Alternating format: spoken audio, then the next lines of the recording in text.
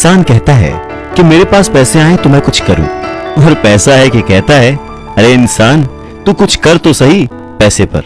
जी हाँ, यह भी उतना ही बड़ा सत्य है जैसे कि सूरज पूरब से निकलता है, बच्चा माँ की कोख से ही जन्म लेता है, वैसे ही पैसे को सही ढंग से अगर समझा ना जाए, संभाला ना जाए, तो वो बहुत सारे दुख देता है।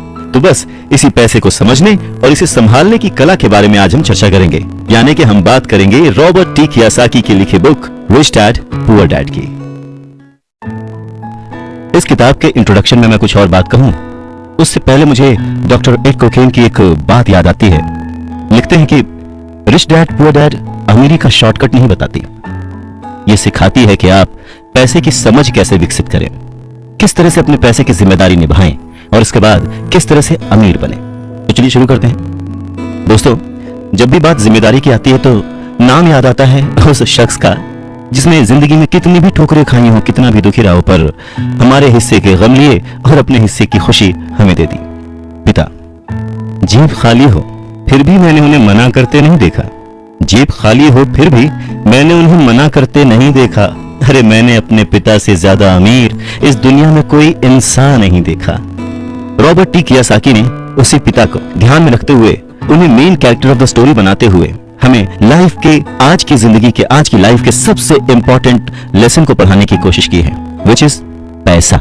जी हाँ, हम बचपन से लेकर जवानी तक सिर्फ मार्क्स के पीछे भागते रहते हैं। हमारा जो एजुकेशन का पैटर्न है, पढ़ाई का तरीका है, हम बचपन से सिर्फ यही सुनते आए हैं कि पढ़ो पढ़ो पढ़ो और पढ़ो, और एक लेवल तक पहुंचने के बाद, एक एज तक पहुंचने के बाद डिसाइड करो कि अब क्या करना है। रॉबर्ट टी कियोसाकी इसी बात को बहुत ही खूबसूरती से एड्रेस करते हैं कि हमें पैसे को एक सब्जेक्ट की तरह बचपन से ही क्लासेस में पढ़ाना चाहिए। अगर आज पढ़ाई का मतलब, जिंदगी में सफल होने का मतलब ज्यादा पैसे कमाने से है, तो क्यों ना उस पैसे को सही ढंग से मैनेज करने का गुण हमें बचपन से मिले। स्कूल्स 6 घंटे के 8 घंटे के होते हैं, पर बाकी जो वक्त है वो घर पे बीतता है। तो कहीं ना कहीं स्कूल हो या घर हो, बच्चे को बचपन से ही पैसे की अहमियत, उसकी इंपॉर्टेंस, उसकी मैनेजमेंट के बारे में अगर पढ़ाया जाए तो इसमें कोई भी गलत बात नहीं है। मुझे लगता है कि ये बात कहीं ना कहीं मिसिंग थी। शायद कई सालों से ये जद्दोजहद है कि इसे शुरू किया जाए, इसे समझाया जाए। बहुत सारी फिल्में बनी हैं इस पर, लेकिन आज भी हम मार्क्स मार्क्स और मार्क्स के पीछे ही भागते हैं। अगर हमें पैसे को सही ढंग से मैनेज करने की कला आ जाए, अगर हमारी समझ डेवलप हो जाए, तो मुझे लगता है कि जो आजकल के बच्चे हैं वो बड़े जब होंगे तो वो खुश रहेंगे। इंसान को कंप्लीट करने के लिए उसका परिवार, उसके अपने, उसके दोस्त, उसका रहन सहन सब बहुत जरूरी होता है। ये तो नहीं कह सकते कि पैसा ही सब कुछ है, पर हाँ, सब कुछ पाने के लिए पैसा जरूरी है। काश कि मैंने ये बुक 20 साल पहले पढ़ी होती। ये लाइन अमेरिका के एक बहुत ही बड़े बिल्डर लैरिसन क्लार्क ने कही थी जब उन्होंने रिच डैड पुअर डैड पढ़ी थी। वक्त ऐसे ही बीत जाता है और हम काश में फंसे रह जाते हैं। ऐसी बहुत सारी चीजें हमें जब पता लगती हैं जिससे हमारी लाइफ बदल सकती थी, हमें कुछ सीखने को मिल सकता था, हमें तरक्की करने को मिल सकता था, पर वक्त बीत चुका होता है और बस रह जाता है तो ये एक काश कि मैंने ये कर लिया होता। इस किताब में कियोसाकी ने अपने 2 पिताओं का रेफरेंस लिया है, एक जो रिच डैड थे जिनके पास बहुत पैसा था और एक जो पुअर डैड थे। रॉबर्ट कियोसाकी अपने दोनों पिताओं को, दोनों डैड्स को बराबर का सम्मान देते थे और उनके जो दोनों पिता थे वो भी उन्हें उतना ही प्यार करते थे। बहुत सारे लोगों के सवाल हो सकते हैं कि एक ही वक्त पर एक इंसान के 2 पिता कैसे हो सकते हैं, या कोई और क्वेश्चन। मुझे लगता है कि हम अगर इस बात पे ध्यान दें कि रॉबर्ट कियोसाकी हमें समझाना क्या चाहते हैं, तो हमारे लिए फायदे की बात होगी। हो सकता है उन्होंने ऐसा मान लिया हो सकता है उन्होंने अपने मन को पुअर डैड और अपना दिमाग को रिच डैड माना हो, या ये हो सकता है कि एक डैड उनके रहे हों और दूसरे डैड उनके किसी दोस्त के, कुछ भी हो सकता है। इंपॉर्टेंट ये नहीं है कि ये जो डैड का रेफरेंस लिया उन्होंने, ये कहानी है या काल्पनिक है। असल बात ये है कि रॉबर्ट कियोसाकी हमें समझाना क्या चाहते हैं, हमें बताना क्या चाहते हैं। चलिए मान लेते हैं कि रॉबर्ट कियोसाकी के 2 पिता थे और उनमें से एक बहुत अमीर थे, एक बहुत गरीब थे। तो रॉबर्ट कियोसाकी कहते हैं कि सोच जो है वो बहुत बड़ा रोल प्ले करती है, और इसी माध्यम से रॉबर्ट कियोसाकी कहते हैं कि हालांकि वो दोनों पिता उनके अपने थे, हालांकि वो दोनों पिता उनका उतने ही शिद्दत से, उतने ही मन से ख्याल रखते थे, उतना ही प्यार करते थे, अपनी जान निछावर करते थे और हमेशा उन्हें सिखाने की कोशिश करते थे, जिंदगी में आगे बढ़ाने की कोशिश करते थे।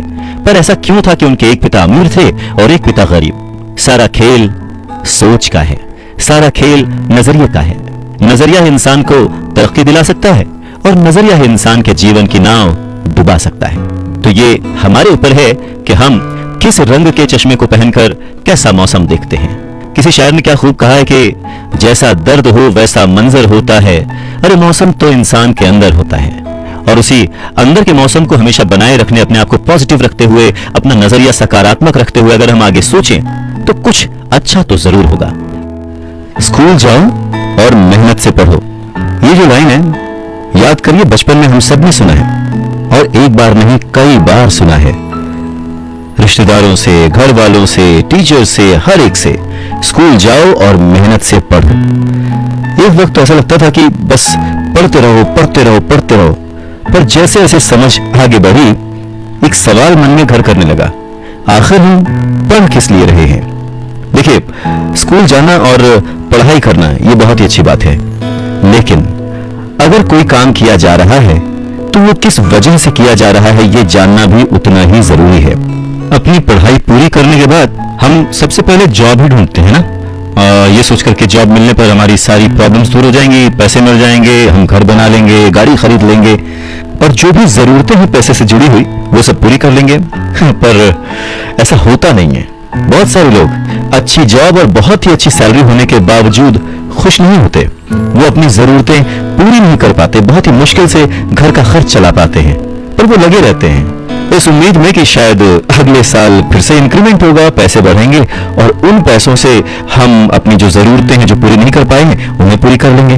और वो और ज्यादा मेहनत करते हैं प्रमोशन पाने के लिए, पर वक्त के साथ साथ हमारी जरूरतें और हमारा लालच बढ़ने लगता है। पहले तो पैसे के बिना रहने के डर से हम बहुत मेहनत करने लग जाते हैं और उसके बाद जब हमें सैलरी मिलने लगती है तो हमें लालच और ज्यादा पाने की इच्छा जाग जाती है और चूहे बिल्ली के इसी खेल में हमारी जिंदगी का भी एक पैटर्न बन जाता है। ज्यादा मेहनत करो, ज्यादा पैसे कमाओ, ज्यादा पैसे कमाओ, घर का खर्च चलाओ, पैसे खत्म, फिर ज्यादा मेहनत करो और ये जो विशेष सर्कल है ये चलता रहता है और इसी सर्कल में हम गोल गोल गोल गोल घूमते रहते हैं। अगर हमारे पास ज्यादा पैसे आ भी जाएं तो भी हमें इस विशेष सर्कल में घूमने की आदत पड़ जाती है। हमें डर और लालच पर काबू पाना सीखना बहुत जरूरी है, क्योंकि अगर हम अमीर बन भी गए तो इन आदतों की वजह से हम हमेशा डर के साए में रहेंगे और अपनी जिंदगी को एंजॉय नहीं कर पाएंगे। पहले के जमाने में शिक्षा एक जरिया थी लोगों की पर्सनालिटी डेवलप करने का और आसपास के हर विषय में उन्हें जानकारी देने का, पर वक्त के साथ साथ पढ़ाई का लक्ष्य, उसका गोल बदल गया। पढ़ाई का मकसद रह गया बड़े होकर अपनी जीविका चलाना, ब्रेड एंड बटर कमाना, और इसमें कुछ गलत भी नहीं है। वक्त के साथ चीजें बदलना बहुत जरूरी है, क्योंकि जो चीज वक्त के साथ नहीं बदलती वो या तो हमारी खुशियां छीनती है या फिर समाज को बहुत ही पीछे ले जाती है। रॉबर्ट टी कियोसाकी ने इस बहुत ही अहम मुद्दे को यहाँ पर उठाया है अपने book rich dad poor dad में। क्या खूब कहा है कि बचपन से ही अगर हम बच्चे को मनी को एज ए सब्जेक्ट बच्चों को पढ़ाना शुरू करें, उन्हें यह समझाना शुरू करें कि उसे कैसे मैनेज किया जाए, तो बड़े होने पर बच्चों की बहुत सारी प्रॉब्लम्स अपने आप ही सॉल्व हो जाएंगी। बच्चा खुद उन्हें सॉल्व करने की क्षमता रखेगा। पर कहीं ना कहीं रॉबर्ट टी कियोसाकी ने इस बात का पूरा ध्यान रखा है कि पैसे को रिश्तों के ऊपर न रखा जाए, तभी तो उन्होंने इस विषय को रिश्तों के माध्यम से ही समझाने की कोशिश की है। रॉबर्ट टी कियोसाकी के पहले जो डैडी थे वो हमेशा ये कहते थे कि मैं इसे कैसे खरीद सकता हूँ, वहीं जो उसके दूसरे डैडी थे वो कहते थे मैं इसे क्यों नहीं खरीद सकता हूँ। दोनों की सोच में अंतर था, दोनों के शब्दों में अंतर था। यानी कि जिसे हम जिंदगी में पाना चाहते हैं, जिसे संभालना चाहते हैं, जैसे कि पैसा, तो उसके बारे में अगर बचपन से जाना जाए तो क्या ये सही नहीं होगा? आज जिस तरह से पढ़ाई की जाती है, बच्चा ग्रेजुएट होकर सोचता है कि अब मैं कौन सी नौकरी करूंगा। क्या ये सही नहीं है कि थोड़ा और पहले से बच्चे को इस विषय के बारे में और अच्छे से और डीपली पढ़ाया जाए, समझाया जाए? ये तो वही बात हो गई, जाना था जापान, पहुंच गए चीन, यानी कमाना था पैसे, पर जब तक इसकी समझ आई तब तक बहुत देर हो चुकी थी। यानी कि हमें सबसे पहले यह समझने की जरूरत है कि हम खुद एक्सेप्ट करें कि हम इसे कैसे पा सकते हैं, इसे कैसे संभाल सकते हैं, और वही सही शिक्षा हम अपने आने वाली पीढ़ी को भी दे सकते हैं। ये कितना सच है ना कि अगर हमें किसी मंजिल की ओर बढ़ना है तो तो हमें उसी दिशा की ओर रास्ता तय करना पड़ेगा, सफर करना पड़ेगा, मुश्किलों से जूझना पड़ेगा और तब कहीं जाकर उस मंजिल को हम पा सकते हैं। धन संबंधी जो शिक्षा है उसके बारे में भी कुछ ऐसा ही है। धन कमाना एक अलग बात है, पर उस धन को सही ढंग से संभालना एक अलग कला है। पैसा एक तरह की ताकत है, पर इससे भी बड़ी ताकत है उसे संभाल कर रखने की समझ। पैसा तो आता और जाता रहता है, पर अगर आप ये जानते हैं कि पैसा किस तरह से काम करता है तो आप ज्यादा ताकतवर हो जाते हैं और आप दौलत कमाना शुरू भी कर देते हैं। देखिए, केवल सकारात्मक सोच से ही समस्या हल नहीं होती है। हाँ, ये जरूर है कि सकारात्मक सोच आपको उस दिशा की ओर बढ़ने की हिम्मत देती है। देखिए ना, ज्यादातर लोग स्कूल में पढ़ते हैं और वहां पर वो कभी ये नहीं सीख पाते कि पैसा काम किस तरह से करता है, इसलिए वो पैसे के लिए काम करने में अपनी पूरी जिंदगी बर्बाद कर देते हैं। रॉबर्ट टी कियोसाकी कहते हैं कि उनकी ये पैसे से जुड़ी हुई शिक्षा, वित्तीय शिक्षा, जब वो केवल 9 साल के थे तभी शुरू हो गई थी। पर सबसे जरूरी बात यह थी कि उन्होंने जो पहला कदम उठाया था, ये निर्णय लिया था कि उन्हें किसकी बात सुननी है, अपने पुअर डैड की, जो कि बहुत ही पढ़े लिखे हैं पर पैसे को अहमियत नहीं देते, या फिर रिच डैड की बात, जो कि उन्हें उतना ही प्यार करते थे जितना कि उनके पुअर डैड। पर उन्होंने पैसे को कभी छोटा नहीं समझा, और क्योंकि रॉबर्ट टी कियोसाकी सिर्फ 9 साल के थे तो उनके रिच डैड ने बहुत ही आसान शब्दों में उन्हें वो लेसन्स पढ़ाए, पैसों के बारे में वो लेसन्स सिखाए। जी हाँ, हम किससे सीख रहे हैं, किसकी बात मान रहे हैं और किसे अपना मार्गदर्शक चुन रहे हैं, ये बहुत जरूरी है। क्योंकि जो हमें गाइड कर रहा है, अगर उसका नजरिया ही अलग है तो वो आपको सही मंजिल की ओर नहीं पहुंचा पाएगा। रॉबर्ट टी कियोसाकी के दोनों ही डैड्स, रिच डैड और पुअर डैड, उन्हें उतना ही प्यार करते थे, पर सिर्फ नजरिए की वजह से रॉबर्ट टी कियोसाकी ने अपने रिच डैड की बात सुनना प्रेफर किया। रॉबर्ट टी कियोसाकी कहते हैं कि जब तक उनके रिच डैड रहे, उन्होंने पूरी लाइफ में सिर्फ 6 ही लेसन उन्हें सिखाए, और ये 6 लेसन उन्होंने अपनी book rich dad poor dad में लिखे हैं, जो कि एक बच्चा भी समझ सकता है। सबक नंबर 1, अमीर लोग पैसे के लिए काम नहीं करते। सबक नंबर 2, पैसे की समझ क्यों सिखाई जानी चाहिए। सबक नंबर 3, अपने काम पर ध्यान दो और अपने काम से काम रखो। सबक नंबर 4, टैक्स क्या है उसे समझो और कॉर्पोरेशंस की ताकत। सबक नंबर 5, अमीर लोग पैसे को जन्म देते हैं। सबक नंबर 6, पैसे कमाने के लिए काम ना करें, सीखने के लिए काम करें। अमीर लोग पैसे के लिए काम नहीं करते। रॉबर्ट टी कियोसाकी एक कहानी का जिक्र करते हैं। कहते हैं कि जब वो छोटे थे तो उन्होंने अपने डैडी से पूछा कि डैडी, क्या आप बता सकते हैं कि अमीर कैसे बना जाए। ये सुनकर उनके पुअर डैडी, जो कि एक स्कूल में पढ़ाते थे, उन्होंने कहा कि बेटे, तुम अमीर क्यों बनना चाहते हो। इस पर कियोसाकी कहता है कि कुछ बच्चों ने और उनके पेरेंट्स ने उन्हें गरीब कहा। ये सुनकर उनके पुअर डैड सोच में पड़ जाते हैं और फिर उसके बाद उनसे कहते हैं, देखो, अगर तुम अमीर बनना चाहते हो तो तुम्हें पैसे बनाना सीखना चाहिए। इस पर कियोसाकी ने अपने डैड से पूछा, मैं पैसे बनाना किस तरह से सीख सकता हूं।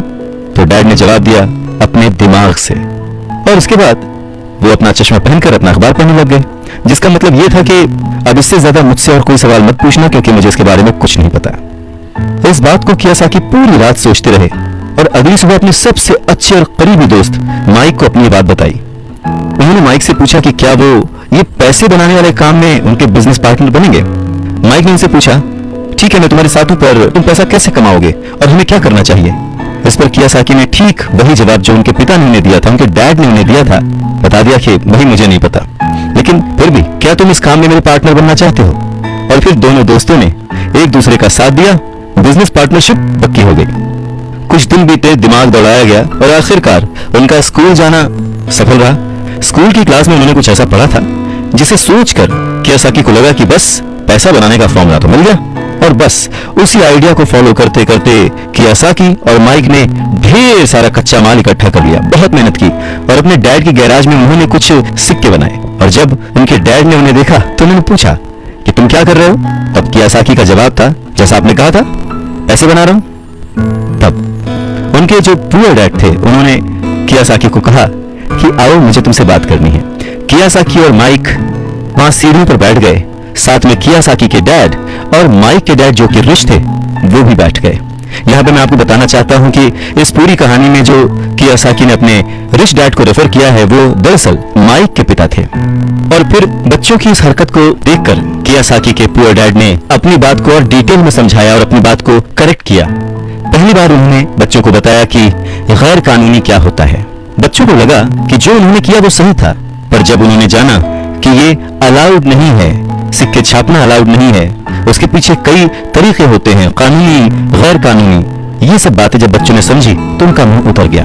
फिर उन्होंने पूछा, तो फिर हम अमीर कैसे बन सकते हैं? तब कियोसाकी के डैड ने उनसे कहा कि अगर तुम्हें सच में अमीर बनना है, रिच बनना है, तो तुम मुझसे नहीं, माइक के डैड से पूछो। कियोसाकी ने अपने डैड से कहा, पर आप क्यों नहीं बता सकते, हम गरीब क्यों हैं? कियोसाकी के पुअर डैड ने कहा, क्योंकि मैं एक टीचर हूं और मैंने पैसे कमाने की राह नहीं चुनी है।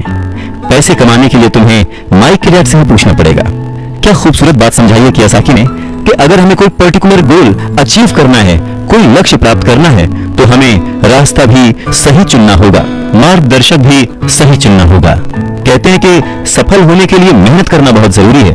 मेहनत तो एक मजदूर भी करता है, पर सफलता पाने के लिए, सक्सेस पाने के लिए सही दिशा में सही स्ट्रैटेजी के साथ मेहनत करने से ही सक्सेस हासिल होती है। रॉबर्ट टी कियोसाकी के पुअर डैड ने उन्हें कहा कि उन्हें उनके फ्रेंड माइक के डैड से पूछना चाहिए कि पैसे कैसे कमाए जाते हैं, सक्सेसफुल कैसे हुआ जाता है।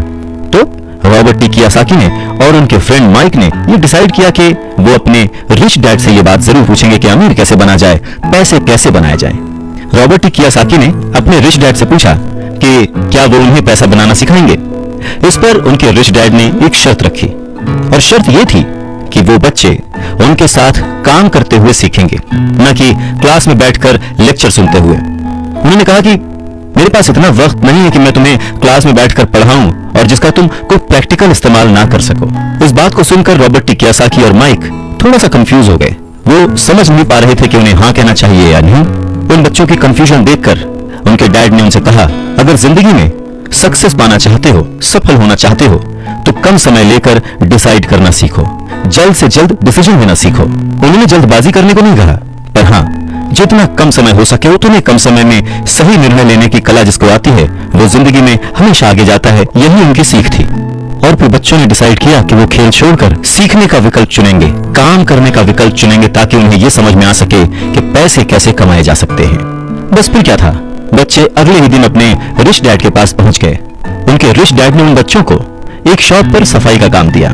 अब क्योंकि उस वक्त एसी और इस तरह की चीजें ज्यादा चलन में नहीं थी, तो दरवाजे मोस्टली खुले ही रहते थे, जिसकी वजह से सामान पर धूल जमी रहती थी और इस काम के उन्हें 30 सेंट मिलते थे। इस तरह से उन्हें एकदम भी पैसे नहीं बचते थे।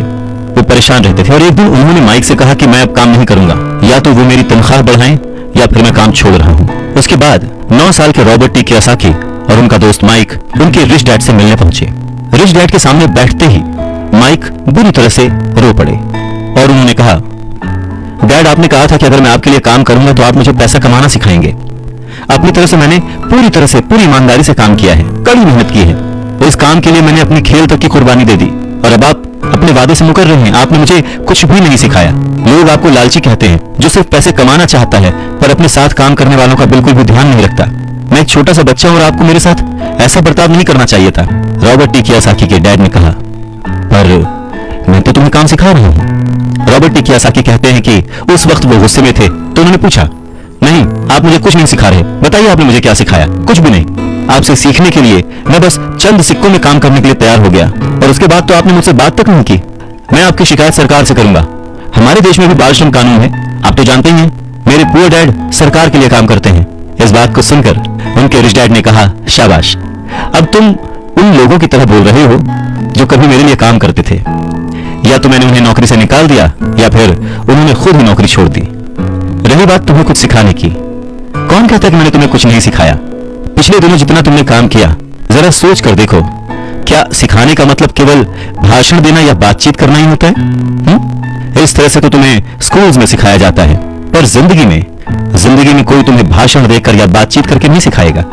तुम्हें उस दौर से गुजरना पड़ेगा, कठिनाइयों से जूझना पड़ेगा, अपना रास्ता खुद ढूंढना पड़ेगा और फिर जिंदगी तुम्हें सबक सिखाएगी, तुम्हें और बेहतर इंसान बनाएगी। सच ही तो है, जिंदगी के तमाम मोड़ आते हैं, ऐसे मकाम आते हैं जिन पर हमें धक्का लगता है, ठोकरें लगती हैं, हम उस वक्त परेशान होते हैं कि हमारे साथ ऐसा क्यों हो रहा है, पर अगर ध्यान से देखा जाए तो जिंदगी उस झटके के जरिए हमें कह रही होती है कि जाग जाओ, मैं तुम्हें कुछ सिखाना चाहती हूँ। पर 9 साल के रॉबर्ट टी कियोसाकी को ये बड़ी बड़ी बातें समझ नहीं आई।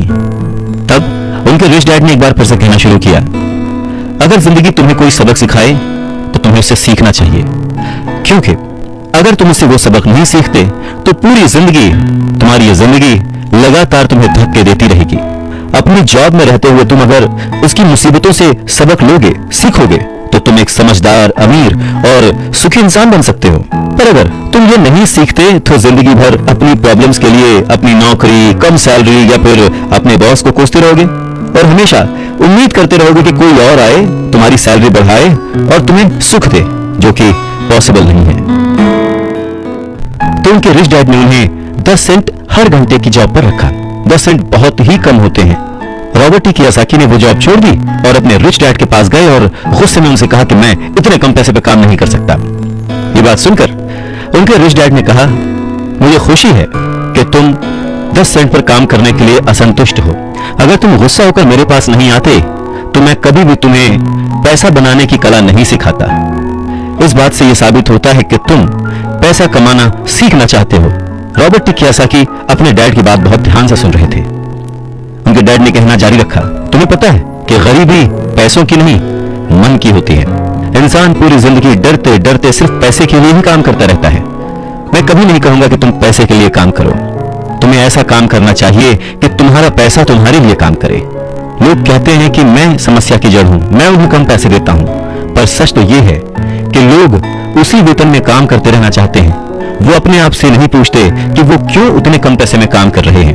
पर अगर वो लोग या तुम इसी तरीके से सोचते रहे कि समस्या की जड़ मैं हूं, तो जिंदगी भर न वो लोग कुछ सीख पाएंगे न तुम कुछ सीख पाओगे। आसान क्या है, मुझे बदलना या फिर खुद को बदलना और अपने आप को इस लायक बनाना कि आप उससे अच्छा काम सीख पाएं। अगर तुम पैसे के लिए काम करना सीखना चाहते हो तो स्कूल में ही रहो। यह सीखने के लिए उससे बढ़िया जगह कोई और है नहीं। परंतु अगर तुम ये सीखना चाहते हो कि पैसा तुम्हारे लिए किस तरह से काम करे, तो मैं तुम्हारा रिच डैड तुम्हें यह सिखा सकता हूं। पर यह तभी संभव होगा, तभी पॉसिबल होगा जब ये तुम खुद सीखना चाहो। तो तुम सीखने के लिए तैयार हो? रॉबर्ट टी कियोसाकी ने हाँ में सर हिलाया और फिर रिच डैड ने कहना शुरू किया, देखो बच्चे, जैसे मैंने कहा, सीखने के लिए बहुत कुछ है। पैसे से अपने लिए काम कैसे करवाया जाए, यह जिंदगी भर चलने वाली पढ़ाई है। मैं पहले से ही जानता हूं कि मेरी धन संबंधी पढ़ाई जीवन भर चलेगी और इसकी वजह यह है कि मैं जितना ज्यादा जान लेता हूं, उससे भी ज्यादा जानने की मेरी इच्छा बढ़ती चली जाती है। बहुत ही कम लोगों को इस बात का एहसास होता है कि असली समस्या पैसे की नहीं है। असली समस्या, असली प्रॉब्लम नॉलेज की है, सोच की है। तो क्या तुम्हारे अंदर सीखने की उतनी ही इच्छा है जितना पहले थी? इस पर रॉबर्ट टी कियोसाकी ने कहा, हाँ बिल्कुल, मैं दूसरे लोगों की तरह थोड़ी हूं, मैं सीखना चाहता हूं। तब रिच डैड ने कहना शुरू किया, ठीक है, तो कल से तुम फिर वापस काम पर जाओ, पर इस बार मैं तुम्हें कोई तनख्वाह नहीं दूंगा। तुम्हारी तनख्वाह बंद। तुम हर शनिवार 3 घंटे उसी तरह काम करोगे, लेकिन इस बार तुम्हें 10 सेंट प्रति घंटे के हिसाब से सैलरी नहीं मिलेगी। तुमने तो कहा है कि तुम पैसे के लिए काम करना नहीं सीखना चाहते, इसलिए मैं तुम्हें बदले में कुछ भी नहीं दूंगा। अपने रिच डैड की बात सुनकर रॉबर्ट टी कियोसाकी बहुत ही कंफ्यूज हो गए। उन्हें समझ ही नहीं आया कि वो आखिर क्या करें। और अगले 3 हफ्ते तक रॉबर्ट टी कियोसाकी अपने दोस्त माइक के साथ हर शनिवार को मुफ्त में काम करते रहे। काम बहुत परेशानी वाला नहीं था और समय गुजरने के साथ साथ यह आसान भी होता गया। पर उन्हें अफसोस था तो अपने छूटे हुए बेसबॉल गेम्स और कॉमिक्स का, क्योंकि वो अब उसका मजा नहीं ले सकते थे और साथ ही उन्हें कुछ पैसे भी नहीं मिल रहे थे। तीसरे हफ्ते दोपहर में रॉबर्ट टी कियोसाकी के रिच डैड उनकी शॉप पर आए, जहां पर वो बच्चे काम करते थे, और उन्हें कहा कि क्या तुम जिंदगी भर जो मेरे बाकी एम्प्लॉइज हैं उनकी तरह काम करना चाहते हो, डरते रहना चाहते हो? मुझे लगता है कि मुझे तुम्हारी सैलरी बढ़ा देनी चाहिए, 25 सेंट्स पर आवर। यह सुनकर वो दोनों मन ही मन खुश हो गए, पर इन्होंने सामने कुछ नहीं कहा, वो चुप रहे। रिच डैड ने थोड़ी देर देखा और कहा कि चलो अच्छा, तुम इतने पे खुश नहीं हो, मैं तुम्हारी सैलरी $1 पर आवर कर देता हूं। $1 पर आवर उस समय के हिसाब से कह सकते हैं कि देश का सबसे अमीर बच्चा भी जो होगा वो भी नहीं कमाता होगा। वो थोड़ी देर चुप रहे और फिर उन्होंने कहा कि अच्छा चलो ठीक है, मैं तुम्हारी सैलरी $5 पर आवर कर देता हूं। ये सैलरी सुनकर उनका मन बार बार कह रहा था कि मान लो, इससे क्या नहीं खरीदा जा सकता, ढेर सारी कॉमिक्स, ढेर सारी साइकिल्स वगैरह वगैरह, पर वो चुप रहे।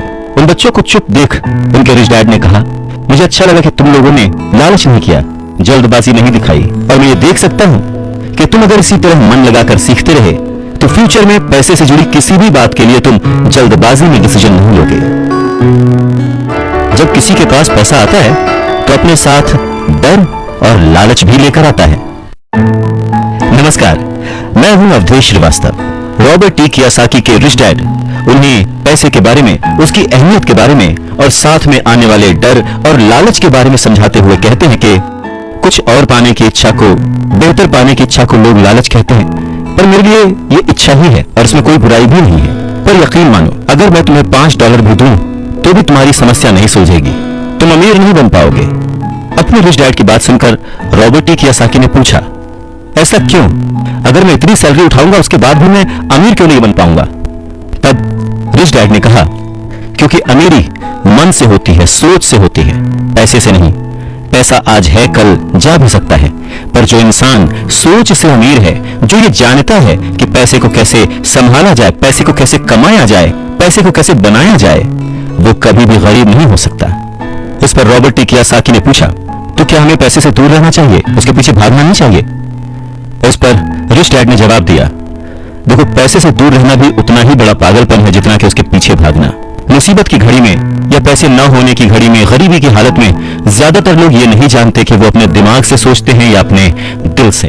आपकी भावनाएं तो आपकी ही रहेंगी, पर मुसीबत के वक्त दिल से नहीं, दिमाग से सोचना भी आना चाहिए। अक्सर लोग जब नौकरियां छोड़ते हैं, अक्सर लोग जब अपने बॉस की बुराई करते हैं, अक्सर लोग जब अपनी मुसीबतों के पहाड़ की बात करते हैं, तो वो अपने दिल से सोच रहे होते हैं, क्योंकि जो दिमाग से सोचता है वो हमेशा अपनी तरक्की के बारे में सोचता है। वो इस डर से नहीं सोचता कि उसकी नौकरी चली जाएगी। तुम्हें दिल के हाथों मजबूर होकर, डर के हाथों मजबूर होकर पैसे का गुलाम नहीं बनना है। मैं चाहता हूं कि तुम दिमाग से सोचो और पैसे को अपना गुलाम बनाओ, ताकि वो पैसा तुम्हारे लिए काम करे। क्योंकि इस दुनिया में सच्चा अमीर वही है जो पैसे के पीछे ना भागे, जो खुद पैसे के लिए काम ना करे, बल्कि उसका पैसा उसके लिए 24 घंटे काम करता रहे। बढ़ती हुई महंगाई और घटती हुई कमाई को देखकर मुझे आधार कार्ड की नहीं बल्कि उधार कार्ड की जरूरत महसूस हो रही है। सच में रॉबर्ट टी कियोसाकी की यह बुक तब भी उतनी ही प्रासंगिक थी, उतनी ही रेलेवेंट थी जितनी कि आज। महंगाई हमेशा बढ़ती आई है, चीजें महंगी होती आई हैं, दाम बढ़ते आए हैं। उसके पीछे का कारण, उसके पीछे की सोच क्या है और ये महंगाई है क्या, कैसे बढ़ती है, इसके बारे में रॉबर्ट टी कियोसाकी के रिच डैड बहुत अच्छे से समझाते हैं। वो कहते हैं कि जितना ज्यादा हम पैसे कमाते हैं उतना ही ज्यादा उसके खोने का डर हमारे अंदर बढ़ता जाता है। पैसे के साथ जो डर आता है, पैसे के साथ जो लालच आता है, वही हमें पैसे के पीछे भगाता है और हमें पैसे का गुलाम बनाता है। हमें यह समझने की जरूरत है कि इस लाइफ की जरूरतों में हम सब बंधे हुए हैं। हम सब अपने परिवार को चलाने के लिए, अपनी डेली नीड पूरी करने के लिए, अपने शौक पूरे करने के लिए दिन ब दिन पैसे के पीछे भागते रहते हैं। धीरे धीरे ज्यादा पैसा कमाने की इच्छा करते रहते हैं। पैसा कमाना गलत नहीं है, पर पैसे कमाने के पीछे की नीयत, उसका सही होना जरूरी है। और वो नीयत ही है जो इस समाज में महंगाई बढ़ाती है, और वो नीयत ही है जो इस समाज में डिसबैलेंस पैदा करती है। एक छोटे से एग्जाम्पल से इस बात को समझा जा सकता है कि एक डॉक्टर जो अपने परिवार को ज्यादा खुशी देना चाहता है, अपनी फीस बढ़ा देता है। उसकी फीस बढ़ने की वजह से सारी मेडिकल फैसिलिटीज, स्वास्थ्य सुविधाएं सब महंगी हो जाती हैं। अब इससे गरीब लोगों को सबसे ज्यादा नुकसान पहुंचता है, इसलिए गरीब लोगों का स्वास्थ्य अमीर लोगों से ज्यादा बुरा होने लगता है। अब क्योंकि डॉक्टर्स ने अपनी फीस बढ़ा दी है, इसलिए लॉयर्स ने भी अपनी फीस बढ़ा दी।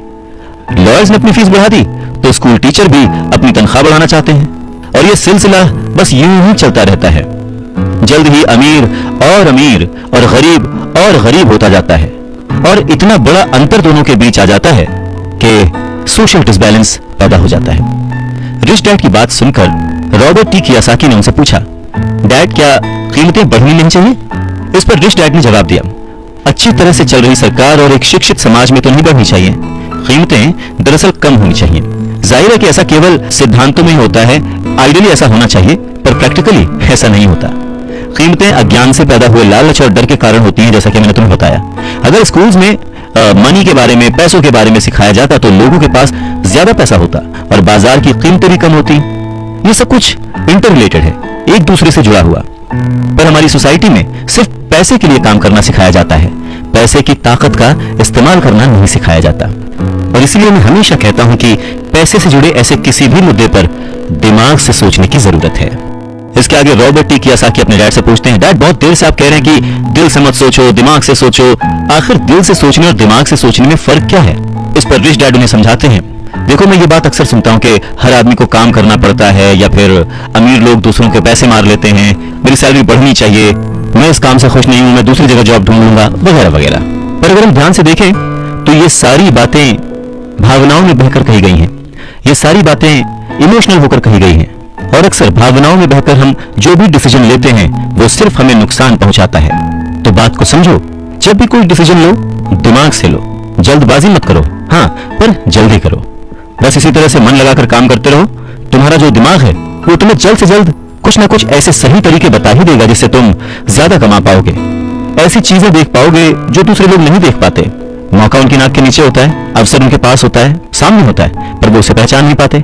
पर अगर तुम दिमाग से काम लोगे तो तुम उन्हें पहचान पाओगे, उन मौकों का फायदा उठा पाओगे और जिंदगी में आगे बढ़ पाओगे।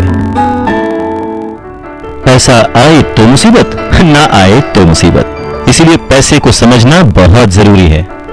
रॉबर्ट टी कियोसाकी कहते हैं कि वो और उनका दोस्त माइक अब बड़े हो चुके थे और माइक ने अपने डैडी का बहुत बड़ा सा कारोबार संभाल लिया था और बहुत सक्सेसफुल भी था।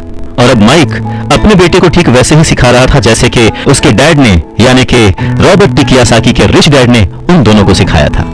रॉबर्ट टी कियोसाकी कहते हैं कि जब वो 47 साल के हुए तो उन्होंने डिसाइड किया कि अब उन्हें रिटायर हो जाना चाहिए। रिटायरमेंट का ये मतलब नहीं होता कि काम नहीं किया जाएगा या आगे काम नहीं करना चाहते वगैरह वगैरह। रिटायरमेंट का मतलब ये होता है कि अब आप इस लायक हो गए हैं कि आपका पैसा आपके लिए काम करे।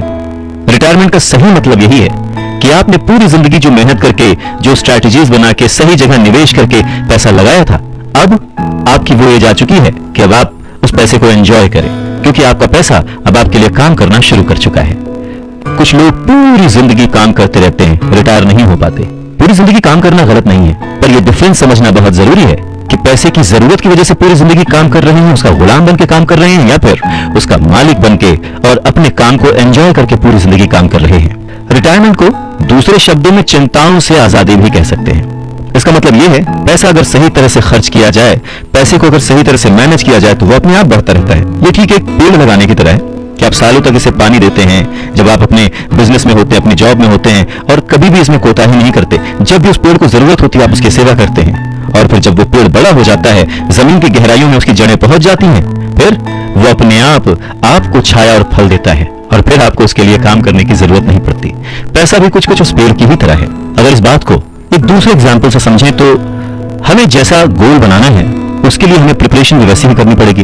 अगर बहुत ऊंची बिल्डिंग बनानी है तो हमें उसकी नींव बहुत गहरी खोदनी पड़ेगी, और अगर हमें सिर्फ छोटा सा घर बनाना है तो उसकी नींव छोटी होगी। पर प्रॉब्लम यही होती है, हम छोटी सी नींव खोदकर बहुत बड़ी सी बिल्डिंग बनाने की कोशिश करते हैं जो कि बाद में ढह जाती है। तो जरूरी क्या है?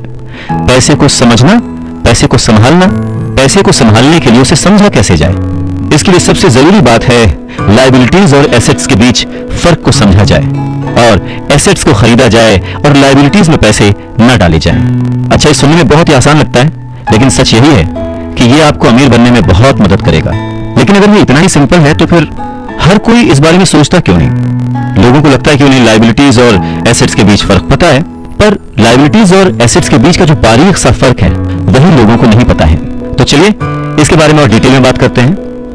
लायबिलिटीज और एसेट्स क्या है? लायबिलिटीज वो है जहां से आपको पैसा कभी नहीं आएगा, उल्टे आपको उसमें और पैसा डालते रहना पड़ेगा। और एसेट्स वो चीजें हैं जो आपको पैसा देती रहेंगी, दिन ब दिन उनकी कीमत बढ़ती रहेगी, वो आपको अमीर और अमीर बनाती रहेंगी। इसको अगर इनकम और एक्सपेंस के टर्म में समझे तो और आसान होगा। सिंपल सा मतलब है, इनकम है कि आपके पास कितना पैसा आया, और एक्सपेंस है कि आपने कितना पैसा खर्च किया।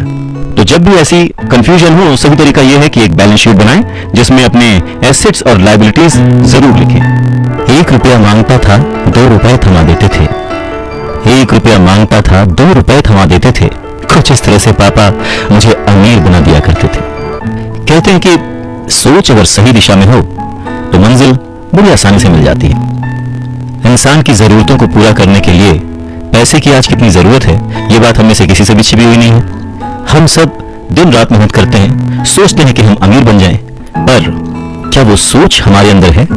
हम छोटे थे तो 1 रुपए 2 रुपए में भी खुश हो जाते थे, पर आज ना जाने कितने पैसे कमाने के बाद भी हम खुश नहीं हो पाते। गरीबी ही महसूस होती है, हमेशा कमी लगी रहती है। तो कारण क्या है? फर्क क्या है? फर्क सिर्फ सोच का है, जिसके बारे में रॉबर्ट टी कियोसाकी कहते हैं कि अमीर लोगों के पास ज्यादा पैसा इसलिए होता है क्योंकि वो प्रिंसिपल पर यकीन करते हैं, वहीं दूसरी तरफ गरीब लोग प्रिंसिपल को ठीक से समझ नहीं पाते। इसीलिए इस बात पर जोर दिया जाता है कि केवल लिटरेट होना काफी नहीं है, फाइनेंशियली लिटरेट होना जरूरी है। सिर्फ नंबर से कुछ नहीं होता, मार्क्स से कुछ नहीं होता। फर्क तो तब पड़ता है जब आप अपनी सक्सेस स्टोरी खुद लिखें। अधिकतर फैमिलीज में देखा गया है कि जो मेहनती होता है उसके पास पैसा भी ज्यादा होता है, मगर उसका फायदा क्या जब सारा पैसा लायबिलिटीज में खर्च हो जाए। वैसे ये बहुत ही इंटरेस्टिंग एक्सरसाइज है, करके देखनी चाहिए। लायबिलिटीज वर्सेस एसेट्स, ये चार्ट बनाकर जब आप देखेंगे तो पाएंगे कि आपका खर्च करने का पैटर्न कैसा है, तरीका सही है या गलत, और तब आप ये भी नोटिस कर पाएंगे कि आपका ज्यादा खर्च किस तरफ हो रहा है, लायबिलिटीज की तरफ या एसेट्स की तरफ, और आपको अपने खर्च पर कितना कंट्रोल करने की जरूरत है। तो इस पूरी बात को अगर आसान शब्दों में समझा जाए तो वो ये कि अपना पैसा कैसे खर्चें, बस यही मुद्दे की बात है और कुछ नहीं। अच्छा, एक और जरूरी बात है, पुराने समय में अगर देखा जाए तो लोगों के गोल होते थे, हम डॉक्टर बनेंगे, लॉयर बनेंगे, ये सारे प्रोफेशंस हैं, पर इनका अमीरी से कोई कनेक्शन नहीं है। पर सोच यही थी कि हम डॉक्टर बनेंगे तो बहुत पैसा कमाएंगे, लॉयर बनेंगे तो बहुत पैसा कमाएंगे, बैरिस्टर बनेंगे तो बहुत पैसा कमाएंगे। इस सोच की जड़ ही गलत है। पुराने जमाने के कई लोग आज डॉक्टर, इंजीनियर या जो कुछ भी बनना चाहते थे बन चुके हैं, पर आज भी वो पैसे के लिए स्ट्रगल कर रहे हैं। क्यों? क्योंकि वो उनकी नींव ही अलग थी। आज दौर बदल चुका है, बच्चे एथलीट बनना चाहते हैं, स्पोर्ट्स पर्सन बनना चाहते हैं, स्टार बनना चाहते हैं, क्योंकि उन्हें पता है कि सिर्फ अच्छी पढ़ाई और अच्छे ग्रेड्स के भरोसे बैठकर वो अपने करियर में सक्सेस नहीं पा सकते। आज वक्त बदल चुका है। आज के जमाने में सभी वर्किंग हैं, हस्बैंड वाइफ वर्किंग हैं, दोनों कमाते हैं, सोचते हैं कि हम दोनों मिलकर ज्यादा पैसे कमाएंगे और हम ज्यादा अमीर हो जाएंगे, और सबका ध्यान सिर्फ अपने अपने करियर पर होता है। कमाई बढ़ने लगती है, पर जाहिर है कि उसी के साथ साथ खर्चे भी बढ़ने लगते हैं। कहने का मतलब ये कि बिना फाइनेंशियली लिटरेट हुए आप कितने भी पैसे कमा लें, वो खर्च हो जाएंगे, वो आपकी लायबिलिटीज में चले जाएंगे, और ये एक ऐसा चक्कर है जो फिर चलता ही रहता है। और उसके बाद सभी ये सोचते हैं कि इस मुसीबत से बाहर कैसे निकला जाए। दरअसल लोगों को लगता है कि ज्यादा पैसे कमाने से आदमी अमीर हो जाता है, पर रॉबर्ट टी कियोसाकी कहते हैं कि अमीरी एक सोच है। अमीरी अपने पैसे को सही जगह खर्च करने की समझ है। अमीरी पैसे के पीछे ना भागने की सोच है। अमीरी रिटायरमेंट लेते समय ना डरने की सोच है। अमीरी तब है जब आपका पैसा आपके लिए काम करे। तो आप जब भी खर्च करें हमेशा ये ध्यान रखें कि पैसा आपको अमीर नहीं बनाता। उसे सही जगह पे इन्वेस्ट करना, उसे सही से संभाल कर रखना, या कई बार उसे गलत जगह पर खर्च ना करना भी आपको अमीर ही बनाता है। कहने का मतलब ये कि अमीरी क्या है? अमीरी वो नहीं कि आप कितना पैसा कमा पाते हैं, अमीरी तो वो है कि आप कितना पैसा बचा पाते हैं। आप ठहर जाएंगे तो चलेगा, आपकी सोच नहीं ठहरनी चाहिए, क्योंकि अगर सोच ठहर गई तो जिंदगी बिना किसी सोच के गुजर जाएगी। बात सन 1947 की है। दुनिया की सबसे बड़ी फूड चेन मैकडॉनल्ड के फाउंडर रे क्रॉक ने एक MBA क्लास में स्पीच दी। बहुत ही शानदार स्पीच, लोगों ने बहुत तालियां बजाई, खुश हुए। स्पीच के बाद MBA के स्टूडेंट्स ने उनके साथ वक्त बिताना चाहा, उनसे रिक्वेस्ट की कि सर थोड़ा टाइम हमारे लिए स्पेयर कर लें। बातों बातों में रे क्रॉक ने अचानक एक सवाल किया, क्या आप लोग जानते हैं कि मैं किस बिजनेस में हूं?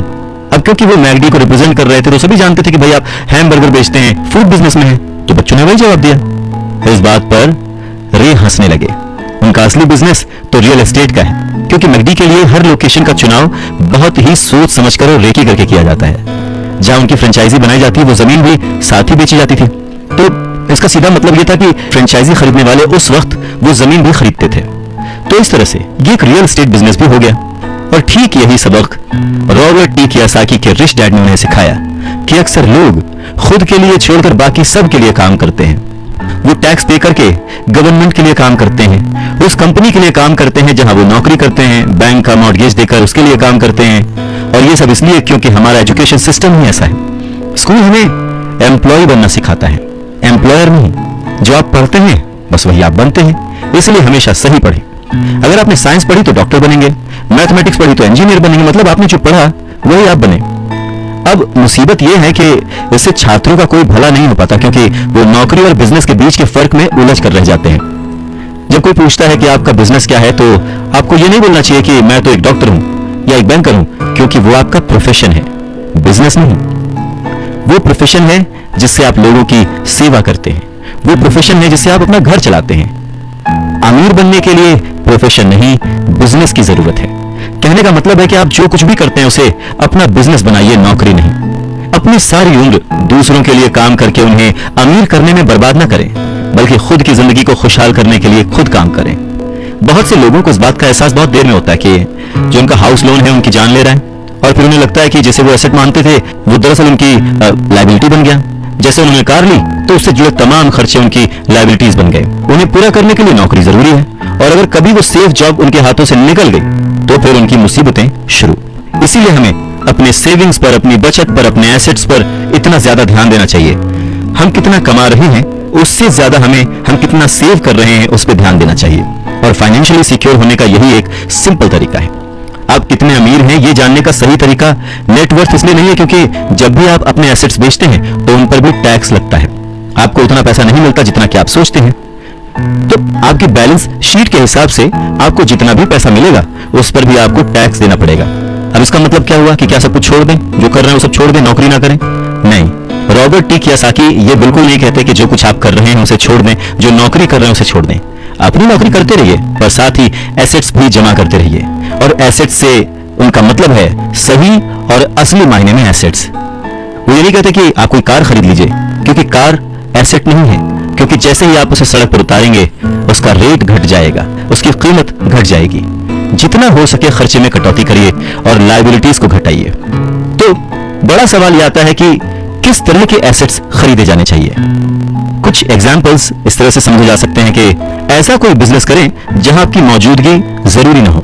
मतलब अगर आप वहां पे ना भी रहें तो आपका काम चलता रहे, दूसरे लोग आपके लिए काम करते रहें, और बस वही आपका बिजनेस है। दूसरा आप कह सकते हैं कि रियल एस्टेट में पैसे लगा सकते हैं, आप लैंड खरीद सकते हैं, स्टॉक और बॉन्ड खरीद सकते हैं। आजकल बहुत सारी पॉलिसीज आ गई हैं, उन्हें समझें और फिर उसमें इन्वेस्ट करें। जब एसेट्स खरीदें तो अपनी पसंद की चीजों पर पैसा लगाएं, क्योंकि आपका मन होगा तभी आप उसमें ध्यान दे पाएंगे। अगर उसमें आपकी रुचि नहीं होगी ना तो आप उसे बेहतर समझ नहीं पाएंगे। रॉबर्ट टी कियोसाकी को रियल एस्टेट और स्टॉक्स में रुचि थी, खासकर छोटी कंपनियों में इन्वेस्ट करने की। तो उन्होंने अपने रिच डैड की सलाह पर अपनी नौकरी कभी नहीं छोड़ी। वो जॉब करते रहे, साथ ही अपने एसेट कॉलम को बड़ा और मजबूत बनाते रहे। उन्होंने अपना कमाया हुआ एक एक पैसा बेकार खर्च नहीं किया, उसे सेव किया। वो हमेशा ये मानकर चलते रहे कि इस पैसे की उन्हें जरूरत नहीं है, वो उसके मालिक हैं, गुलाम नहीं है। अगर आपको लगता है कि आप लग्जूरियस लाइफ जीना चाहते हैं, लग्जरी खरीदना चाहते हैं, शौक से खरीदिए, कोई बड़ी बात नहीं है। पर जैसे ही आपको ये विचार आए, ये भी जरूर सोचिए कि अमीर और गरीब में बस यही फर्क है। जहां पर मिडिल क्लास आदमी या गरीब आदमी पैसा आते ही पहले लग्जरी में खर्च करता है, वहीं अमीर आदमी उसे सबसे बाद में खरीदता है। तो यही सीक्रेट है अमीरों के और अमीर होने का और गरीबों की बढ़ती गरीबी का। संपत्ति वो है जो हमें पैसे कमा के देती है, और जिम्मेदारी, दायित्व वो है जो हमसे पैसे खर्च करवाता है। रॉबर्ट टी कियोसाकी कहते हैं कि उनके रिच डैड हमेशा चीजों को सिंपल तरीके से समझने और समझाने में विश्वास रखते थे। उन्होंने बच्चों से कहा कि अकाउंटिंग में अंक यानी नंबर इंपॉर्टेंट नहीं है, इंपॉर्टेंट तो वो बात है जो वो नंबर्स, वो अंक बता रहे हैं। ये ठीक लेटर्स की तरह है या शब्दों की तरह है। जैसे शब्द या वर्ड्स इंपॉर्टेंट नहीं होते, इंपॉर्टेंट वो बात होती है जो वो शब्द कह रहे हैं, जो वो शब्द बताना चाहते हैं। कई लोग पढ़ते हैं परंतु बहुत ज्यादा समझ नहीं पाते। अब ये रीडिंग की एक प्रॉब्लम हो सकती है। जैसे एक छोटा सा एग्जांपल लें कि अगर आपके घर में कभी मोबाइल आया हो या वीसीआर आया हो और उसके साथ एक इंस्ट्रक्शन बुक भी आती है, कभी आपने उस इंस्ट्रक्शन बुक को पढ़ा है? मैं ये गारंटी दे सकता हूं कि बहुत सारे लोगों को उसे पढ़ने के बाद भी कुछ समझ नहीं आएगा और ऐसा लगेगा कि वो दुनिया का सबसे मुश्किल काम है। ठीक वैसे ही अंकों के साथ है। अगर आप अमीर बनना चाहते हैं तो आपको अंकों को पढ़ना और उन्हें समझना आना चाहिए। रॉबर्ट टी कियोसाकी कहता है कि अपने रिच डैड से ये बात उन्होंने हजारों बार सुनी थी, और ये भी सुना कि अमीर लोग संपत्ति इकट्ठा करते हैं, जबकि गरीब और मध्य वर्गीय यानी मिडिल क्लास लोग दायित्व इकट्ठा करते हैं। तो सवाल यह आता है कि जब कोई नौकरी कर रहा है, अच्छी सैलरी उठा रहा है, फिर भी उसके पास पैसे की तंगी क्यों होती है? रॉबर्ट टी कियोसाकी के रिच डैड कहते हैं कि पैसे की तंगी की असली वजह होती है कि लोग संपत्ति और दायित्व के बीच अंतर नहीं कर पाते। तो वास्तव में अगर आपको अमीर बनना है तो तो आपको सिर्फ इतना ही जानने की जरूरत है और आप जिंदगी भर संपत्ति खरीदते रहिए। बस इनके बीच के फर्क को न जानने के कारण बहुत सारे लोग जिंदगी भर पैसे की कमी से परेशान रहते हैं। पैसों के लिए आदमी इसलिए परेशान होता रहता है क्योंकि वो ना तो शब्दों को समझ पाता है ना ही अंकों को। जिन लोगों के सामने पैसे की मुश्किलें आ रही हैं, उन्हें यह समझ लेना चाहिए कि शब्दों या अंकों में ऐसा कुछ है जिसे वो पढ़ नहीं पा रहे हैं। कोई चीज ठीक से उनकी समझ में नहीं आ रही है। अमीर लोग इसलिए अमीर होते जाते हैं क्योंकि इस मामले में वो पैसे की तंगी से परेशान लोगों से ज्यादा समझदार होते हैं। तो अगर आप भी अमीर बनना चाहते हैं और अपनी दौलत को बनाए रखना चाहते हैं तो पैसे की साक्षरता और समझदारी बहुत जरूरी है, शब्दों में भी और अंकों में भी। जिंदगी में सिर्फ पैसे कमाकर या पैसे बचाकर आप अमीर नहीं बन सकते। अमीर बनने के लिए आपको अपने अंदर बहुत कुछ बदलना पड़ेगा।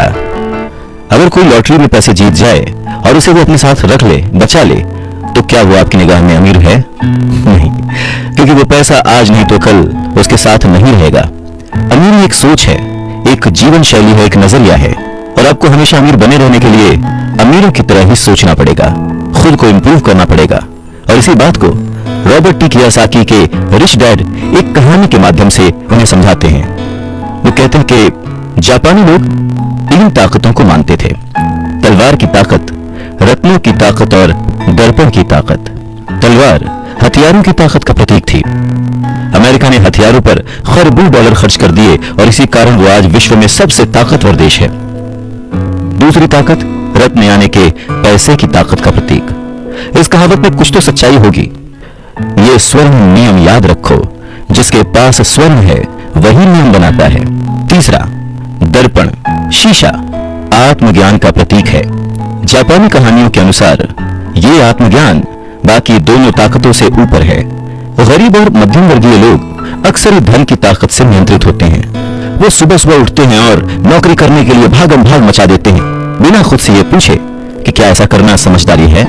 पैसे की समझ न होने के कारण ज्यादातर लोग पैसे की डरावनी ताकत को ये इजाजत दे देते हैं कि वो उन्हें काबू में कर ले। पैसा उन्हें कंट्रोल करने लगता है। इस इश्यू को ठीक करने के लिए अगर वो दर्पण की ताकत का इस्तेमाल करते तो वो खुद से ये सवाल जरूर पूछते कि क्या ऐसा करना समझदारी है। बहुत बार हम अपनी अंदरूनी समझदारी पर भरोसा करने के बजाय भीड़ के साथ साथ चलने लगते हैं। कोई काम इसलिए करते हैं क्योंकि बाकी सब भी ऐसा कर रहे हैं। सवाल पूछने के बजाय हम नकल करने लगते हैं। अक्सर नासमझी के कारण वही दोहराने लगते हैं जो हमें सिखाया गया है। और इस तरह के विचार कि आपका घर आपका सबसे बड़ा एसेट है, आपका घर आपका सबसे बड़ा निवेश है, अगर आप ज्यादा कर्ज लेते हैं तो आपको टैक्स में ज्यादा छूट मिलेगी, अच्छी नौकरी, सुरक्षित नौकरी खोजो, गलतियां मत करो, वगैरह वगैरह। तो ऐसी चीजें हम भीड़ की बात सुनकर करने लग जाते हैं, खतरे नहीं उठाते।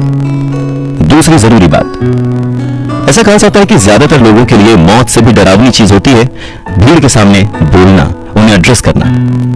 मनोवैज्ञानिक कहते हैं कि बहुत सारे लोग कॉमन स्टेज पर बोलने से इसलिए डरते हैं क्योंकि उन्हें यह डर होता है कि कहीं उनकी बुराई होगी, लोग उनके ऊपर हंसेंगे, वो अकेले रह जाएंगे, लोग उनसे दूर हो जाएंगे। सबसे अलग होने का डर या अकेले रह जाने का डर ही वो सबसे बड़ा कारण है जिस वजह से बहुत सारे लोग अपनी समस्या, अपनी प्रॉब्लम्स को सॉल्व करने के नए नए तरीके नहीं ढूंढते, बस भीड़ के साथ चलते चले जाते हैं। इसीलिए रॉबर्ट टी कियोसाकी कहते हैं कि उनके रिच डैड की तरह ही उनके पुअर डैड ने भी उन्हें बहुत कुछ सिखाया है। और उनमें से एक जरूरी बात यह थी कि क्यों और किस तरह से जापानी लोग दर्पण की ताकत को, आईने की ताकत को सबसे ज्यादा इंपॉर्टेंस देते थे। क्योंकि जब इंसान आईने में खुद को देखता है तभी उसे सच्चाई का पता चलता है।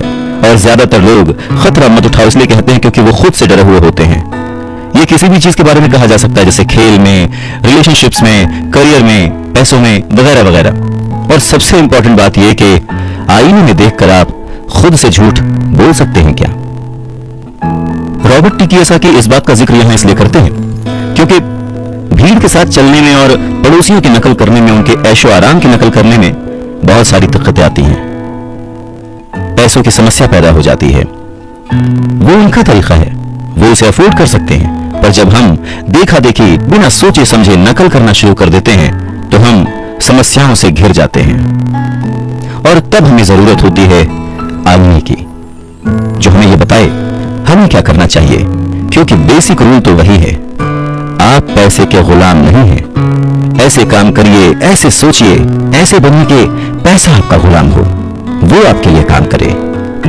जब भी बाजी लगाइए दिल और दिमाग की, ये जरूर सोचिए कि बात पैसों की है या फिर रिश्तों की।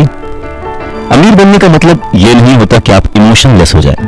अमीर बनने का ये मतलब नहीं होता कि आप अपने रिश्तों को छोड़ दें। अमीर बनने का ये मतलब नहीं होता कि 24 घंटे आप सिर्फ फायदा उठाने की बात सोचें। अमीरी तो एक सोच है। रॉबर्ट टी कियोसाकी बहुत ही खूबसूरत एक अपना इंसिडेंट शेयर करते हैं कि उनके जो पुअर डैड थे, जो कि एक स्कूल में पढ़ाते थे, उन्होंने बहुत मेहनत करके पाई पाई जोड़कर एक घर बनाया था, जिसे वो हमेशा कहते थे कि ये मेरी संपत्ति है।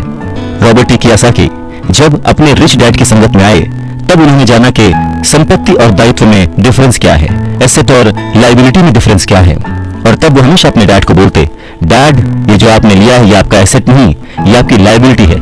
और इस बात पे वो दोनों घंटों बहस किया करते थे। और लायबिलिटी और एसेट के कॉन्सेप्ट को समझाने के लिए वो उन्हें वही सारी बातें एक्सप्लेन करते, जैसे कि एसेट वो होता है जो आपको कमा के देता है, जिस पे आपको और खर्च नहीं करना होता, और लायबिलिटी वो है जिसमें 75 तरह के खर्च होते हैं। हर महीने, हर हफ्ते, हर दिन कुछ ना कुछ आपकी जेब से जा ही रहा होता है।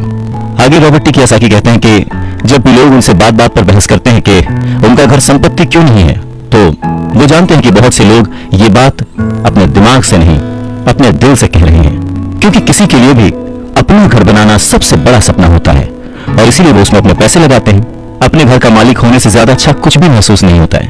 पर दिल और दिमाग के बीच लायबिलिटी और एसेट्स के कॉन्सेप्ट को समझाने के लिए रॉबर्ट टी कियोसाकी एक और बात कहते हैं। वो इस तरह समझाते हैं कि मान लीजिए वो और उनकी पत्नी एक बड़ा सा घर खरीदते हैं, तो होगा क्या कि उसमें उनके बहुत सारे पैसे खर्च हो जाएंगे, जो कि शायद फिजूल ही हो। हालांकि बहुत सारे लोग इस बात से अग्री नहीं करेंगे, सहमत नहीं होंगे, क्योंकि घर एक भावनात्मक चीज है, इमोशन है, और इमोशन हमेशा दिमाग पर भारी पड़ता है। जब भी लोग दिल से सोचते हैं तो दिमाग की बातें उन्हें गलत लगती हैं। पर फिर रॉबर्ट टी कियोसाकी आगे एक्सप्लेन करते हैं कि वो सही कैसे हैं और एक घर एसेट क्यों नहीं है। वो कहते हैं कि जब घर की बात आती है तो मैं ये बताना चाहता हूं कि ज्यादातर लोग उस घर की कीमत चुकाने के लिए जिंदगी भर काम करते हैं। ज्यादातर लोग एक घर खरीदने के कुछ सालों बाद दूसरा घर खरीदते हैं, और हर बार पहले मकान के लिए जो कर्ज वो लेते हैं उस पर उनके पास हर बार फिर से 30 साल का नया कर्ज आ जाता है। हालांकि लोगों को मॉर्गेज पेमेंट पर ब्याज के लिए टैक्स में छूट मिलती है, पर वो अपने दीगर खर्चों के लिए टैक्स के बाद मिलने वाले रुपयों का उपयोग करते हैं। अपनी मॉर्गेज पूरी तरह से चुकाने के बाद भी प्रॉपर्टी टैक्स। उनकी पत्नी के मम्मी डैडी को यह बात सुनकर बहुत धक्का लगा जब उनके घर का प्रॉपर्टी टैक्स $1000 प्रति माह तक पहुंच गया था, और ये तब हुआ था जब वो रिटायर हो चुके थे। $1000 बहुत बड़ी रकम होती है। अगर हम उसको इंडियन करेंसी में चेक करें तो शायद 70-80 हजार रुपए, या शायद उससे भी ज्यादा। और ये तब हुआ था जब वो रिटायर हो चुके थे। इस बढ़ोतरी से उनका रिटायरमेंट के बाद का बजट जो है वो बिगड़ गया था और उन्हें अपना वो मकान छोड़ना पड़ा। अच्छा, एक और मिथ है कि घर की कीमत जो है हमेशा बढ़ती रहती है। ऐसा नहीं है। बहुत सारे ऐसे लोग हैं जिन्होंने कर्ज लेके घर खरीदा, और वो घर उन्होंने जितने में खरीदा आज उसकी कीमत आधे से भी कम है। इन सब नुकसानों से ऊपर सबसे बड़ा नुकसान क्या है पता है? आपका लिक्विड कैश।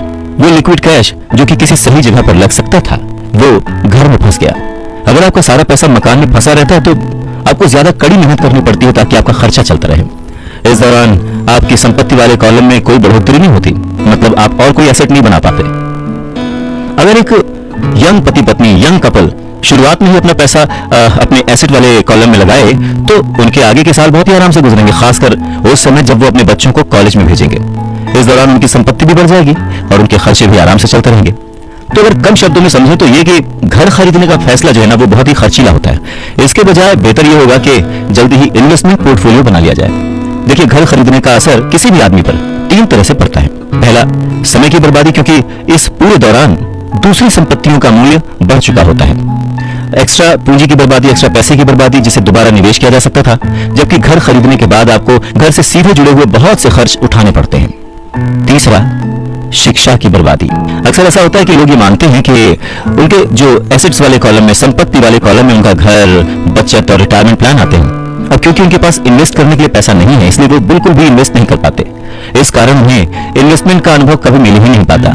ज्यादातर लोग कभी एक समझदार इन्वेस्टर नहीं बन पाते, और सबसे बढ़िया इन्वेस्टमेंट अक्सर सबसे पहले समझदार इन्वेस्टर्स को बेचे जाते हैं, जो बाद में उन्हें ज्यादा दामों पर सुरक्षित रहने वाले लोगों को बेचते हैं। उन लोगों को बेचते हैं जो रिस्क नहीं उठाना चाहते। तो रॉबर्ट टी कियोसाकी के जो पुअर डैड थे, जो कि बहुत ही पढ़े लिखे थे, उनका फाइनेंशियल स्टेटमेंट चूहा दौड़ में फंसे व्यक्ति का सबसे अच्छा उदाहरण है। नौकरी की, जिंदगी भर पाई पाई इकट्ठा की, घर खरीदा और उस घर का खर्च चलाने के लिए जिंदगी भर मेहनत करते रहे। उनके खर्च हमेशा उनकी आमदनी से ज्यादा होते थे। और यहाँ पर रॉबर्ट टी कियोसाकी एक बात बहुत अच्छे से समझाना चाहते हैं कि अगर आप इंडिपेंडेंट बनना चाहते हैं, अमीर बनना चाहते हैं, तो आपके खर्चे कभी भी आपकी आमदनी से ज्यादा नहीं होने चाहिए। कौन कितना अमीर है, अगर ये जानना है तो समझें कि उसकी कमाई हुई दौलत किसी आदमी की वो योग्यता है जिसके सहारे वो आगे कई दिनों तक जिंदा रह सकता है। यानी अगर वो आज काम करना बंद कर दे तो वो बिना कमाए कितने दिनों तक जिंदा रह सकता है, यही उसकी अमीरी है। रॉबर्ट टी कियोसाकी कहते हैं कि आज की कर्जदार सोसाइटी दो बातें मानती है। पहली ये कि खुद का एक घर होना चाहिए, दूसरी ये कि अगर सैलरी बढ़ गई है तो फिर एक ज्यादा बड़ा घर खरीद सकते हैं। पर ऐसी सोच, ऐसी स्ट्रैटेजी की वजह से परिवार ज्यादा कर्ज में फंस जाता है। लोग बुरी तरह से पैसों की तंगी का सामना करने लगते हैं। वो लोग अपनी जॉब्स में बहुत अच्छी सैलरी उठा रहे होते हैं, लेकिन इस सोच की वजह से वो सेविंग नहीं कर पाते। इसे हाई रिस्क लिविंग या जोखिम भरी जीवन शैली कह सकते हैं। और इसका कारण छोटा सा है, ऐसे लोगों में पैसे की समझ ना होना, पैसे को कैसे मैनेज करते हैं ये पता ना होना। 90s के दशक में जॉब्स में बहुत ज्यादा गिरावट आई थी, रिसेशन आया था, और तब ये बात पता चली कि जो मिडिल क्लास है वो पैसे के मामले में कितना सुरक्षित है। तब से लेकर आज तक बहुत कुछ बदला है। अच्छी बात यह है कि आज लोग ज्यादा अवेयर हैं, उन्होंने सही जगहों पर इन्वेस्ट करना शुरू कर दिया। और म्यूचुअल फंड में लोगों ने ज्यादा इन्वेस्ट इसलिए किया क्योंकि उन्हें लगता है कि वो ज्यादा सुरक्षित है। औसत म्यूचुअल फंड खरीदने वाले आदमी नौकरी में, टैक्स और मॉर्गेज चुकाने में, अपने बच्चों की कॉलेज की फीस देने के लिए पैसे बचाने में, अपना क्रेडिट कार्ड का हिसाब साफ करने में बहुत ज्यादा बिजी रहते हैं। इतना उनके पास वक्त नहीं होता कि वो ये आर्ट सीख लें कि किस तरह से म्यूचुअल फंड लिया जाए या किस तरह से इन्वेस्ट किया जाए। तो फिर वो क्या करते हैं, फिर वो किसी दूसरे को हायर करते हैं और उसकी काबिलियत पर भरोसा करते हैं, और वो जैसा कहता जाता है वो ऐसा करते जाते हैं। क्योंकि जो पढ़ा लिखा मिडिल क्लास वर्ग है जो कि पैसे को संभालना नहीं जानता, वो हमेशा यही सोचता है जोखिम मत उठाओ, सुरक्षित रहो। और असली प्रॉब्लम यही है कि पैसे की समझ न होने के कारण लोग खतरों का सामना करते हैं। उनके सेफ रहने के पीछे की इच्छा, यानी हमें कुछ ना हो, उसके पीछे का असल कारण यह होता है कि उनके पास पैसे की तंगी होती है। उनकी जो बैलेंस शीट होती है उसमें खर्चे ज्यादा होते हैं, इनकम कम होती है। या यूं कहें कि उनकी संपत्ति वाला यानी एसेट वाला कॉलम खाली रहता है तो कोई गलत बात नहीं होगी। और जब सचमुच जिंदगी में वो once in a lifetime वाला मौका आता है ना, तो ये लोग उस मौके का फायदा नहीं उठा पाते क्योंकि इनके पास पैसे नहीं होते इन्वेस्ट करने के लिए। अगर पैसे की समझ आपको है तो आप थोड़ा थोड़ा निवेश करके बूंद बूंद से सागर भर के अमीर हो सकते हैं। आप सूझबूझ के साथ सही जगह पर इन्वेस्टमेंट करके अपने 5,000 रुपए को 10 लाख रुपए में कन्वर्ट कर सकते हैं। पर प्रॉब्लम सोच की है, ये जो गरीब वर्ग या मिडिल क्लास जो वर्ग है वो ऐसे इन्वेस्टमेंट्स को बहुत ही जोखिम भरा मानता है। पर वो ये नहीं जानता कि प्रॉब्लम इन्वेस्टमेंट में नहीं है, प्रॉब्लम उनकी सोच में है, उनकी नासमझी में है। वो ये नहीं जानते कि पैसा कहां लगाना है। वो हमेशा अपने पैसों की जिम्मेदारी दूसरों पर लाद देते हैं और उसके लिए खर्च भी करते हैं। तो अगर आप भी दूसरों की तरह सोचते हैं, घर को एक एसेट समझते हैं, इन्वेस्टमेंट करने से डरते हैं, सेफ रहना चाहते हैं, तो ये समझना जरूरी है कि आप किसी के लिए काम करते हैं।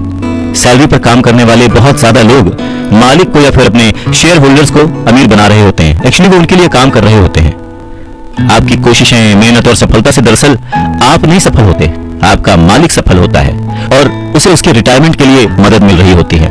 अच्छा, दूसरा, आप सरकार के लिए काम करते हैं। आप समझ सकते हैं कि जब आप काम करते हैं, पैसे कमाते हैं, तो उसका एक हिस्सा टैक्स के रूप में सरकार को जाता है। तीसरा, अगर आपके पास घर है जिसे आप अपना एसेट मानते हैं, जो कि दरअसल एक लायबिलिटी है, तो आप बैंक्स के लिए काम करते हैं। क्यों? क्योंकि आपने उन घरों के ऊपर लोन ले रखा है और वो लोन चुकाने के लिए, क्रेडिट कार्ड का कर्ज चुकाने के लिए आप दिन रात मेहनत करते हैं। तो अगर आप सिर्फ ज्यादा कड़ी मेहनत से काम करते जाएं, तो समस्या यह है कि तीनों ही मामलों में आपको और ज्यादा मेहनत करनी पड़ेगी और फायदा आपको नहीं मिलेगा, किसी और को मिलेगा। तो आपको यह सीखना पड़ेगा कि आपकी ज्यादा मेहनत से किस तरह आपको और आपके परिवार को फायदा हो। मान लीजिए कि अगर आप ये फैसला कर भी लेते हैं कि आप सिर्फ अपने काम से काम रखेंगे, पर पैसों की समझ न होने के कारण, उसे मैनेज करने की समझ न होने के कारण आपको ये नहीं पता होता कि आपके लक्ष्य को किस तरह से निर्धारित किया जाए। अक्सर लोग अपने प्रोफेशन को बनाए रखना चाहते हैं, अपनी सैलरी के सहारे ही अपनी संपत्ति को, अपने एसेट्स को खड़ा करना चाहते हैं, पर जब उनकी संपत्ति बढ़ती है तो वो किस तरह अपनी सफलता का आकलन करते हैं, कब कोई दूसरा आदमी ये महसूस करता है कि वो अमीर है, कि उसके पास दौलत है, और संपत्ति और दायित्व के बीच का बैलेंस कैसा है, ये सब बातें भी समझना उतना ही जरूरी है। तो फिर सवाल वही है कि अमीर कैसे बना जाए। अमीर बनने के लिए आपकी संपत्ति, आपकी सफलता, आपके आसपास का माहौल, आपकी दौलत, इन सब के बारे में आपको सोचना पड़ेगा। एसेट्स और लायबिलिटीज के बारे में सोचना पड़ेगा। सबसे इंपॉर्टेंट है कि अपने दिमाग को हमेशा खुला रखना पड़ेगा, क्योंकि ये जिंदगी भर का सब्जेक्ट है। आपको ये सब्जेक्ट जिंदगी भर पढ़ना है, सीखना है और अमीरी की राह पर आगे बढ़ते जाना है। आधी छोड़ पूरी को धावे, पूरी मिले न आधी पावे। मुश्किल के दौर में, गरीबी के दौर में अपने आप को कैसे संभाला जाए, अपने आप को कैसे गरीबी से उबारा जाए, इस बात को समझाने के लिए रॉबर्ट टी कियोसाकी बहुत ही अच्छा एग्जाम्पल देते हैं। वो कहते हैं कि एक दिन कर्ज लेने के लिए, क्योंकि उनकी माली हालत खराब हो गई थी, तो उन्होंने अपने नए गोल्फ क्लब, आर्ट कलेक्शन, किताबें, स्टूडियो, टेलीविजन, उनके महंगे कपड़े, घड़ियां, जूते और बहुत सारी ऐसी चीजें लोन वाले पेपर में जो संपत्ति वाला कॉलम होता है उसमें लिख दिया, एसेट्स में लिख दिया और भेज दिया। उन्हें लगा कि मेरे पास इतनी चीजें हैं तो लोन अप्रूव हो जाएगा, पर उनका लोन का जो पेपर था, एप्लीकेशन पेपर, वो रिजेक्ट कर दिया गया। क्यों? क्योंकि उनका बहुत सारा इन्वेस्टमेंट फिजूल था। लोन कमेटी को वो बात एकदम भी समझ नहीं आई। वो ये जानना चाहते थे कि उनके पास एक नॉर्मल सी नौकरी क्यों नहीं है जिसमें वेतन मिलता है। उन्होंने उनके महंगे कपड़े और महंगे जो खेल का सामान था उनके बारे में कोई सवाल नहीं किया। जिंदगी में कई बार ऐसी कठिनाइयां आती हैं जब आप स्टैंडर्ड प्रोफाइल में फिट नहीं होते हैं। वो कहते हैं कि उन्हें बड़ा ही अचंभा होता है जब वो किसी को ये कहते हुए सुनते हैं कि उसकी नेटवर्थ करोड़ों रुपए है, लाखों रुपए है, क्योंकि नेटवर्थ के सटीक ना होने का एक खास कारण है। वो ये कि जिस पल आप अपनी संपत्तियों को, एसेट्स को बेचना शुरू करते हैं ना, उनका प्राइस, उनका रेट, उनका दाम बहुत कम हो चुका होता है। ऊपर से उन पर आपको टैक्स भी चुकाना पड़ता है और इतनी सारी चीजें आपको पैसे के संकट में डाल देती हैं, गरीबी में फंसा देती हैं। पैसा इकट्ठा करने के लिए वो अपनी प्रॉपर्टीज बेचते हैं, एसेट्स बेचते हैं। पहले तो वो अपनी पर्सनल प्रॉपर्टीज बेचते हैं जो कि सच कहें तो बहुत ही कम बिकती हैं, और अगर बिकती भी है तो उस पर टैक्स होता है। तो इस तरह से एक बार फिर से सरकार फायदे में से अपना हिस्सा ले लेती है, बैंक अपना हिस्सा ले लेता है और जो काम कर रहा होता है वो कर्ज में डूब जाता है। तो सीख यही है कि इन सारी चीजों में फंसने के बजाय अपने काम से काम रखिए। जो कर रहे हैं वो करते चलिए, कुछ भी छोड़िए नहीं, पर हाँ थोड़ी एक्स्ट्रा मेहनत करके, थोड़ी एक्स्ट्रा समझदारी से, फाइनेंशियल लिटरेसी से पैसों को यूज करने का, पैसों को इन्वेस्ट करने का हुनर सीखिए। थोड़ा थोड़ा करके एसेट्स बनाते जाइए, पर हाँ ऐसी चीजों को खरीदने से बचिए जिनकी कीमत एक बार घर लाने पर कम हो जाती है, क्योंकि ये चीजें कभी भी एसेट्स नहीं हो सकती। गरीबी से बचने का एक दूसरा तरीका यह है कि अपने खर्च कम कर लें, अपनी रिस्पॉन्सिबिलिटीज को और घटा लें और मेहनत ज्यादा करना शुरू कर दें, जिससे इनकम ज्यादा हो। अब बहुत सारे लोगों को इस बात में कंफ्यूजन हो सकती है कि सही जगह निवेश करने का क्या मतलब है, सही इन्वेस्टमेंट क्या है। तो रॉबर्ट टी कियोसाकी कहते हैं कि ऐसा काम करें जिसमें आपकी मौजूदगी की जरूरत ना हो। स्टॉक्स, बॉन्ड खरीदें, म्यूचुअल फंड खरीदें, आमदनी देने वाले रियल एस्टेट में खर्च करें, अपने आप को ग्रूम करने में पैसे खर्च करें, एजुकेशन में जैसे कि म्यूजिक, लिखना, पेटेंट, स्पोर्ट्स और ऐसी हर चीज जो कीमती है, जिसे खरीदने के बाद आपको पैसे मिलते हैं, ना कि आपको उसमें पैसे लगाने पड़ते हैं, उस हर चीज में आप इन्वेस्ट कर सकते हैं। सबसे जरूरी बात, आप जहां भी इन्वेस्ट करते हैं हमेशा ध्यान रखें कि उस इन्वेस्टमेंट से आपको प्यार हो। जैसे कि रॉबर्ट टी कियोसाकी को इमारतों से और जमीन से प्यार था, तो उन्होंने बहुत सारा इन्वेस्टमेंट रियल एस्टेट में किया। जब पैसे खर्च ही नहीं करने हैं तो फिर कमाएं क्यों, और ऐसी अमीरी का क्या फायदा? यह सवाल हम सभी के मन में आ सकता है। इस बात पर रॉबर्ट टी कियोसाकी कहते हैं कि यह सिर्फ सोच का अंतर है। जो अमीर आदमी होता है वो भी ये चीजें खरीदता है, वो विलासिता की चीजें खरीदता है, लेकिन सबसे बाद में पहले वो ये देखता है कि क्या करने से उसे फायदा हो सकता है और किस चीज की उसे सबसे ज्यादा जरूरत है। वहीं उल्टा जो मिडिल क्लास आदमी है या गरीब आदमी है, वो थोड़ा सा पैसा आने पर भी सबसे पहले वो अपने शौक पूरे करता है, घर, हीरे, ज्वेलरी, गाड़ियां, कुछ भी खरीद लेता है। अमीर आदमियों के पास भी ये सब होता है, पर फर्क सिर्फ इतना है कि वो उधार के दलदल में नहीं फंसते। वो लोग जिनके पास पीढ़ियों से पैसा है, जो लंबे समय से अमीर हैं, वो अपनी अर्निंग वाले कॉलम को सबसे पहले बनाते हैं, उसे सिक्योर करते हैं। उसके बाद उनके एसेट्स वाले कॉलम से जो आमदनी होती है, जो इनकम होती है, उससे वो अपनी लग्जूरियस लाइफ जीते हैं, एंजॉय करते हैं। गरीब और मिडिल क्लास आदमी अपनी खून पसीने की कमाई और बच्चों की विरासत की कीमत पर ये चीजें खरीदता है, लोन लेता है। सच्ची लग्जरी असली संपत्ति में निवेश करने और उसे विकसित करने का प्रोत्साहन देती है, उसे बढ़ावा देती है। रॉबर्ट टी कियोसाकी इस बात को एक एग्जाम्पल से समझाते हैं कि जब उनकी वाइफ और उनके पास उनके अपार्टमेंट से अतिरिक्त पैसा आने लगा, रेंट या कुछ भी, तब वो बाजार गए और उन्होंने अपने लिए एक महंगी गाड़ी खरीदी। इसमें जरा सी भी मेहनत नहीं लगी या जोखिम नहीं था, क्योंकि वो पैसा उन्होंने अपनी सेविंग से नहीं बल्कि अपार्टमेंट हाउस के इनकम से खरीदा था। पर इसके लिए उन्होंने 4 साल तक इंतजार किया, पेशेंस के साथ थोड़ा थोड़ा पैसा इकट्ठा करते रहे, और जब रियल एस्टेट पोर्टफोलियो बढ़ा तो आखिरकार वो उन्हें इतना पैसा दे गया कि एक महंगी कार खरीदी जा सके। ज्यादातर लोग अक्सर इच्छा जागने पर बिना सोचे समझे जाते हैं और कर्ज पर कार या कोई और चीज खरीद लाते हैं। हो सकता है कि वो अपनी जिंदगी से ऊब चुके हों या उन्हें सिर्फ एक नए खिलौने की जरूरत हो, पर कर्ज पर ऐसी चीज खरीदने से देर सबेर वो आदमी उस चीज से चिढ़ने लगता है, उसका इंटरेस्ट खत्म हो जाता है, उसके उसमें मजा नहीं आता, क्योंकि उस चीज को खरीदने के लिए जो कर्ज लिया गया है वो उस आदमी के सर पर भार बन जाता है। अगर एक बार आप अपने बिजनेस को बनाने, उसमें इन्वेस्ट करने का समय निकाल लेते हैं तो फिर आप उसमें जादू की छड़ी भी घुमा सकते हैं, जो अमीरों का सबसे बड़ा राज है। और ये राज अमीरों को भीड़ से अलग रखता है, या यूं कहें कि भीड़ से आगे रखता है। जो अपने काम से काम रखते हैं, अपने काम में फोकस्ड रहते हैं, और ये उन्हीं को मिलता है जो अपने काम में पूरा मन लगाते हैं, अपने काम से काम रखते हैं, वो लोग अमीर बन जाते हैं। अगर मिल के चला जाए तो तूफानों को भी शिकस्त दी जा सकती है। रॉबर्ट टी कियोसाकी अपने बचपन का एक किस्सा सुनाते हैं। कहते हैं कि मुझे याद है, हमें स्कूल में रॉबिन हुड और उनके सुखी गिरोह की कहानी बताई गई थी। मेरे स्कूल टीचर का मानना था कि ये केविन कॉस्नर की तरह के एक रोमांटिक हीरो की अद्भुत कहानी है जो अमीरों को लूटता था और गरीबों में बांट देता था।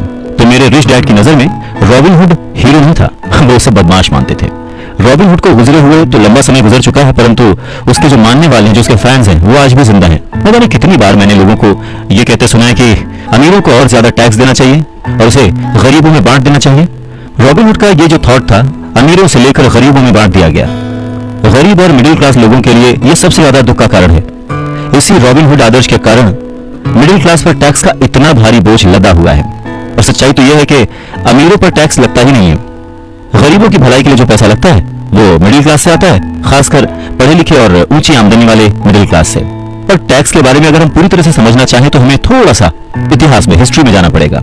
रॉबर्ट टी कियोसाकी बताते हैं कि उनके रिच डैड ने बताया था कि इंग्लैंड और अमेरिका में पहले कोई टैक्स नहीं लगते थे। कभी कभार जो वॉर्स होती थी, युद्ध होते थे, उनका खर्च जुटाने के लिए टैक्स जरूर लगाए जाते थे, जिसके लिए किंग या फिर प्रेसिडेंट सिर्फ कह भर देते थे और हर आदमी उसकी बात मानकर अपना सहयोग अपनी इच्छा से देता था। बाद में सन 1874 में इंग्लैंड ने इनकम टैक्स को अपने सिटीजन्स पर लागू कर दिया और 1913 में कॉन्स्टिट्यूशन के 16वें संशोधन के बाद अमेरिका में भी इनकम टैक्स जो है वो लागू हो गया। एक समय था जब अमेरिकी लोग टैक्स विरोधी हुआ करते थे, पर धीरे धीरे लगभग 50 सालों के बाद लोगों ने वो एक्सेप्ट कर लिया। उसमें एक और बात थी, शुरुआत में ये जितने भी टैक्स थे ये सिर्फ अमीरों पर लगाए गए थे। तो रिच डैडी चाहते थे कि माइक और वो इस बात को न भूलें, और उन्होंने ये बात साफ कर दी थी कि टैक्स का जो थॉट है वो लोकप्रिय बना ही इसीलिए कि लोगों को लगता था कि इससे अमीरों को सजा दी जाती है और मिडिल क्लास और गरीबों को मदद मिलती है। पर वक्त ने इस बात को पलट दिया और आज गरीब भी टैक्स कमा रहा हुआ है और मिडिल क्लास भी, या यूं कहें कि सबसे ज्यादा जो टैक्स कमा रहा हुआ है वो है middle class. Robert T Kiyosaki आगे कहना जारी रखते हैं, एक बार सरकार को टैक्स मिल गया तो उन्हें उसके फायदे नजर आ गए और उनकी भूख बढ़ गई। रिच डैडी ने रॉबर्ट टी कियोसाकी को आगे समझाते हुए कहा कि अमीरों ने वक्त के साथ साथ कॉरपोरेशन की ताकत को समझा, एकजुट होकर उन्होंने इस टैक्स को पलट दिया और सारा बोझ उन लोगों के ऊपर डाल दिया जिन लोगों ने कभी इसके सपोर्ट में वोट दिया था, यानी कि गरीब और मिडिल क्लास लोग। और इसके पीछे की सबसे वजह अमीरों का पैसा नहीं था, उनकी समझ थी, उनकी जानकारी थी, उनकी अवेयरनेस थी। उन्होंने अपने पैसे को बचाने के लिए संविधान को समझा, रूल्स को समझा और फिर उनमें कमियां निकाली और फिर किस तरह से उनसे बचा जाए ये सब देख परख के कॉरपोरेशन का सहारा लिया और वो उसमें सफल भी हुए। अमीरों और गरीबों के बीच ये लड़ाई सदियों से चलती आ रही है। अमीरों से वसूलों का जो नारा लगाने वाली भीड़ थी वो हमेशा अमीरों के खिलाफ रही, और ऐसी लड़ाइयां तब छिड़ती हैं जब किसी एक विशेष वर्ग को ध्यान में रखकर कानून बनते हैं, और ये लड़ाई कब खत्म होगी ये कहा नहीं जा सकता। समस्या यह है कि जो लोग हारते हैं उनमें समझ की कमी है और वो ये मानते नहीं। हारने वाले लोग वो हैं जो हर सुबह उठकर तैयार होते हैं और अपनी नौकरी में कड़ी मेहनत करते हैं और उस पर टैक्स भी देते हैं। अगर वो ये समझ पाते कि अमीर लोग किस तरह से पैसे का खेल खेलते हैं तो वो भी इस खेल को उसी तरह से खेल सकते थे, फिर वो भी गरीबी से आजाद हो सकते थे, पैसे के मालिक हो सकते थे और अमीर बन सकते थे। रिच डैड कहते हैं कि इसीलिए मुझे बिल्कुल अच्छा नहीं लगता कि जब कोई अपने बच्चे को यह सलाह देता है कि खूब पढ़ो और नौकरी करो। जिस कर्मचारी में पैसे की समझ नहीं है वो बच नहीं सकता। समाज उसके पैसे को हड़प लेगा और उसे गरीबी की ओर धकेल देगा। कहते हैं ना कि उस देने वाले ने तो कोई कमी ना की, अब किसको क्या मिला ये मुकद्दर की बात है। और ये जो मुकद्दर है ये हम अपनी सोच से, अपनी नॉलेज से, अपनी अवेयरनेस से बदल सकते हैं। अमीरी और गरीबी में सिर्फ सोच और समझ का ही फासला है। न हारना जरूरी है न जीतना जरूरी है, अरे ये जीवन का खेल है, इसे खेलना जरूरी है। रॉबर्ट टी कियोसाकी कहते हैं कि पैसे कमाना भी एक खेल है। अगर आप इसे खेल की तरह एंजॉय करेंगे तो आप और ज्यादा रिच होते जाएंगे। हर हफ्ते वो निवेश करते हैं और कभी हारते हैं कभी जीतते हैं। जब जीतते हैं तो उस निवेश को अगले हफ्ते के लिए सेव कर लेते हैं और जब हारते हैं तो खुद से जीतने वाले की आंख में आंख डालकर कहते हैं ठीक है अगले सैटरडे फिर मिलते हैं। रॉबर्ट टी कियोसाकी की बात से यह समझ में आता है कि पैसा कमाना भी खेल जैसा ही है। अगर आप उसे एंजॉय करते हैं, उसके पीछे नहीं भागते हैं, तो आप धीरे धीरे ही सही पर ग्रो करेंगे और जल्द ही अमीर बन जाएंगे। इंसान गलतियां करता है और उन गलतियों से सीखता है। अमीर बनना भी कुछ वैसा ही है। कभी आप गलती करते हैं और हार जाते हैं, कभी आप उस गलती को सुधारते हैं और जीत जाते हैं। ऐसे बचपन से जवानी तक जब भी हम स्कूल में पढ़ते हैं या हमारे आसपास भी बच्चों को गलतियां करना अलाउड नहीं होता। उन्हें कहा तो जरूर जाता है कि आप गलती कर सकते हैं, पर जैसे ही बच्चा गलती करता है उसे टोक दिया जाता है, उसे रोक दिया जाता है, उसे डांटा जाता है और धीरे धीरे हमारे मन में ये धारणा बन जाती है कि गलती करना इज नॉट अलाउड। पर अगर देखा जाए, हम इंसान गलती करके ही सीखते हैं। हमने आज तक जो कुछ भी अचीव किया है अपनी गलतियों से अचीव किया है। इसी बात को आगे बढ़ाते हुए रॉबर्ट टी कियोसाकी कहते हैं कि इन्वेस्टर्स दो तरह के होते हैं। पहले वो जो नॉर्मल इन्वेस्टर्स होते हैं जो एक पैकेज में निवेश करते हैं, रिटेल आउटलेट में फोन करते हैं जैसे एक रियल एस्टेट कंपनी या स्टॉक ब्रोकर या फाइनेंशियल प्लानर को, और फिर वो कुछ छोटा छोटा खरीद लेते हैं। ये एक म्यूचुअल फंड, स्टॉक या बॉन्ड हो सकता है। ये निवेश का एक अच्छा और साफ सुथरा तरीका है और आसान भी है। ये उसी तरह की खरीदारी होगी जैसे कि कोई कस्टमर कंप्यूटर स्टोर में जाकर शेल्फ पर रखे कंप्यूटर को खरीद ले। वही दूसरी तरह के जो इन्वेस्टर्स होते हैं वो अपने इन्वेस्टमेंट को बनाते हैं। वो किसी दूसरे से नहीं खरीदते, वो अपना इन्वेस्टमेंट खुद बनाते हैं। इस तरह के इन्वेस्टर्स आमतौर पर अपने सौदों को असेंबल करते हैं। जिस तरह कंप्यूटर इंजीनियर कंप्यूटर के पुर्जों को असेंबल करते हैं, वो अलग अलग जगहों से सस्ते पार्ट्स लाते हैं और उन पार्ट से एक पूरा कंप्यूटर असेंबल करते हैं जो कि उन्हें बहुत सस्ता पड़ता है और फिर वो उसे महंगे दामों में बेच देते हैं। ठीक उसी तरह से जो दूसरा निवेशक है वो आर्थिक अवसरों के पुर्जों को अच्छी तरह से ऑब्जर्व करता है। ठीक इसी तरह से जो दूसरा इन्वेस्टर है वो समय को पहचानता है और मौके की नजाकत को देखते हुए, अपने कमर्शियल फायदे को देखते हुए चीजों को इस्तेमाल करता है। और जो दूसरे किस्म का इन्वेस्टर है सच में वही प्रोफेशनल इन्वेस्टर होता है। अमीर बनने की राह में, रिच बनने की राह में यह जानना बहुत जरूरी है कि किस समय पर क्या एक्शन लिया जाए जिससे आपकी किस्मत बदल जाए और आपको नुकसान भी ना हो। अगर आप दूसरे किस्म के इन्वेस्टर बनना चाहते हैं तो आपको खास तौर से इन 3 क्वालिटीज को अपने अंदर इंप्रूव करना होगा, क्योंकि फाइनेंशियल इंटेलिजेंस के अलावा इन क्वालिटीज की भी जरूरत होती है। पहला, किस तरह ऐसे मौके को खोजें जो दूसरों को दिखाई नहीं देता। दूसरे लोग अपनी आंखों से उस मौके को नहीं देख पाते, पर आप अपने दिमाग से और अपने एक्सपीरियंस से उन मौकों को देख सकते हैं। एग्जाम्पल के लिए रॉबर्ट टी कियोसाकी के एक दोस्त ने एक पुराना घर खरीदा जो देखने में बुरा था। हर एक को हैरत थी कि उसने इसे खरीद क्यों लिया, पर दूसरे जो नहीं देख पाए थे वो उनके दोस्त ने देख लिया था, और वो था घर के साथ 4 खाली जमीन के टुकड़े। घर खरीदने के बाद उसने उसे तोड़ा और उन 5 प्लॉट्स को मिलाकर बिल्डर को बेच दिया। इस सारे डील में उसे जो उसने पैसा लगाया था वो तो मिला ही, उसके ऊपर से 3 गुना रकम और मिली।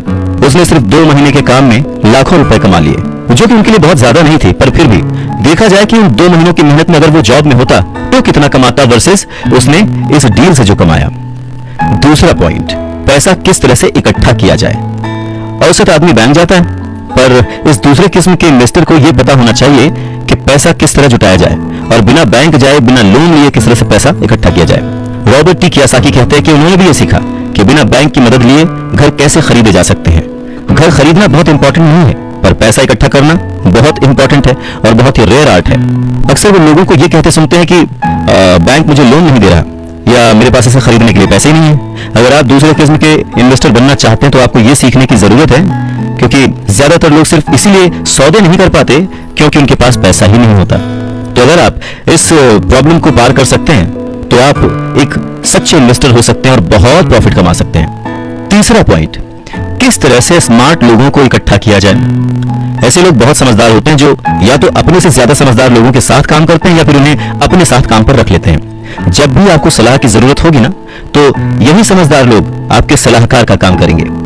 तो सीखने के लिए बहुत कुछ है, और हाँ, अगर आपने मन लगाकर सीखा तो आपको उसके फायदे भी बहुत मिलेंगे। पर हाँ, अगर आपके अंदर इतनी इच्छा नहीं है, आप इतना टाइम नहीं दे सकते, आप उतने अमीर नहीं बनना चाहते, तो फिर आपको पहले किस्म का ही इन्वेस्टर बने रहना चाहिए। आप तो जानते हैं वही आपकी सबसे बड़ी पूंजी है। आप जो नहीं जानते वही आपका सबसे बड़ा जोखिम है। जोखिम तो हमेशा रहता है, इसीलिए इससे बचने के बजाय इसे मैनेज करना सीखें, तभी आप तरक्की कर पाएंगे और अमीर बन पाएंगे। जब जिंदगी आपको नींबू थमाए तो जल्दी से शरबत बना लो और पी लो। अवसर पहचानना किसी भी इन्वेस्टर की सबसे बड़ी क्वालिटी होती है। फाइनेंशियल बुद्धि का मतलब है ज्यादा विकल्प होना।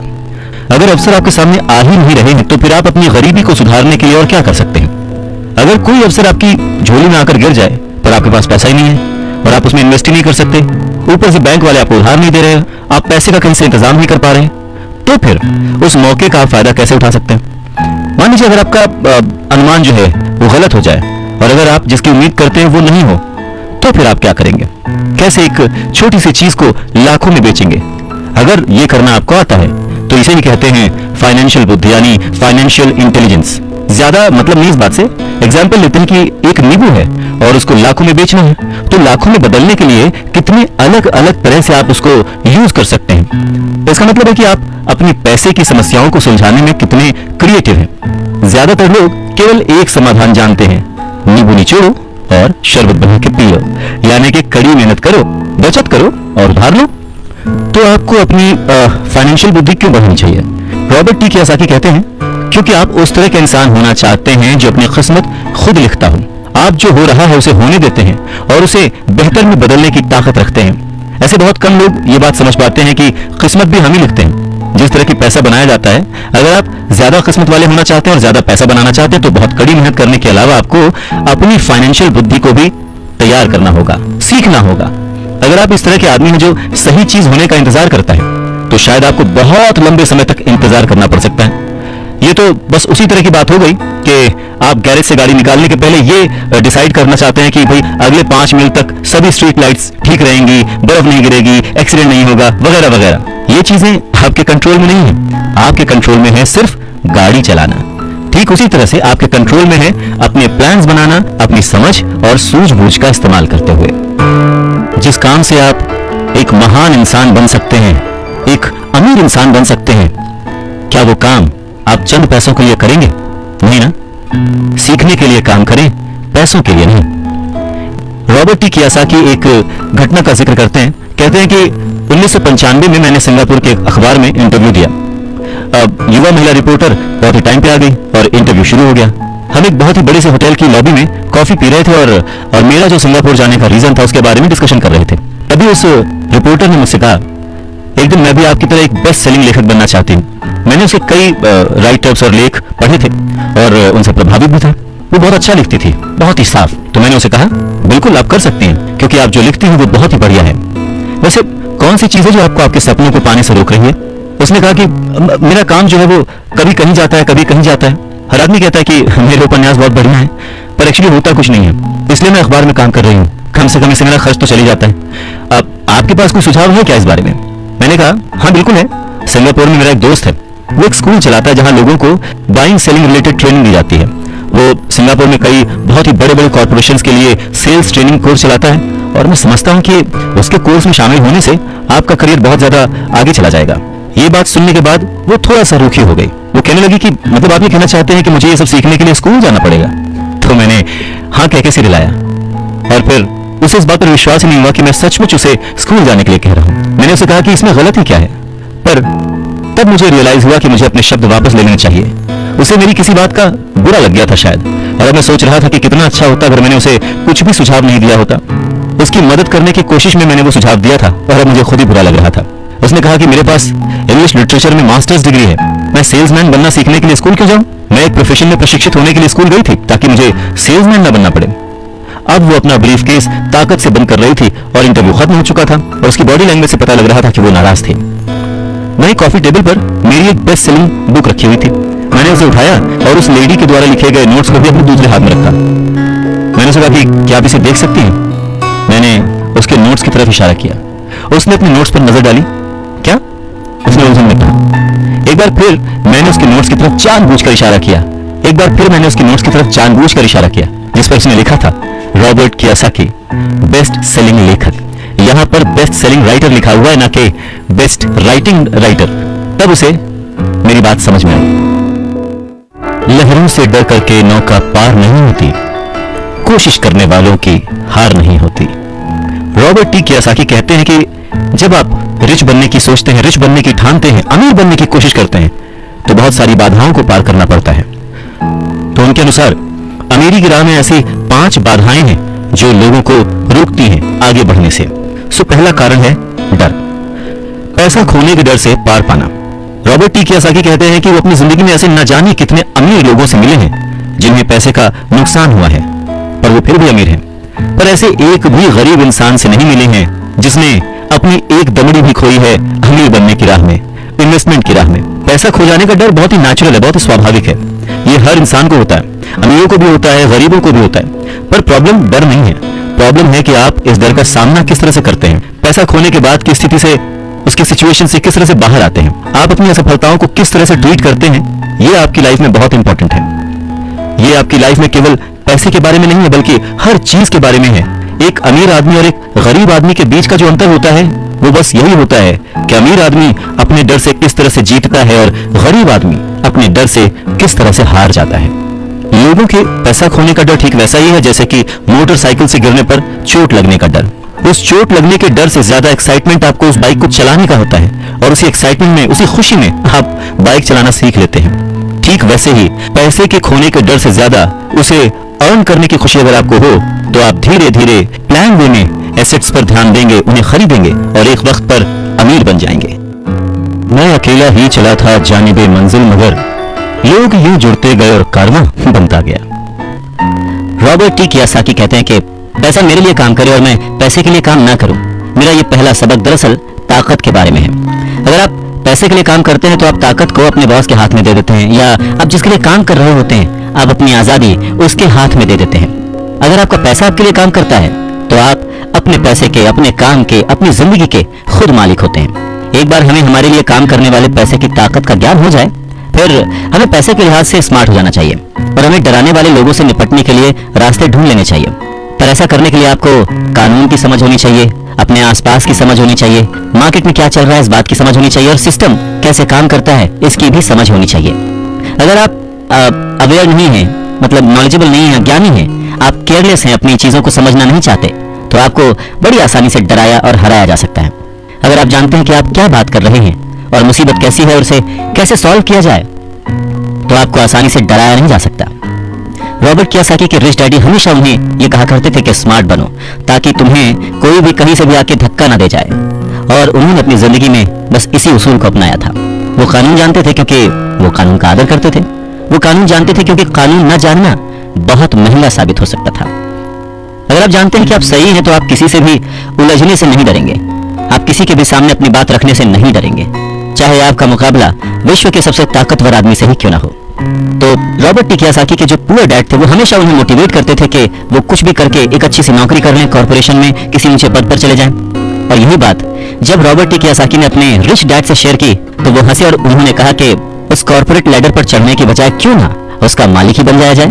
बचपन में रॉबर्ट टी कियोसाकी को यह समझ नहीं आया था कि कॉर्पोरेशन के मालिक होने से रिच डैड का क्या मतलब था।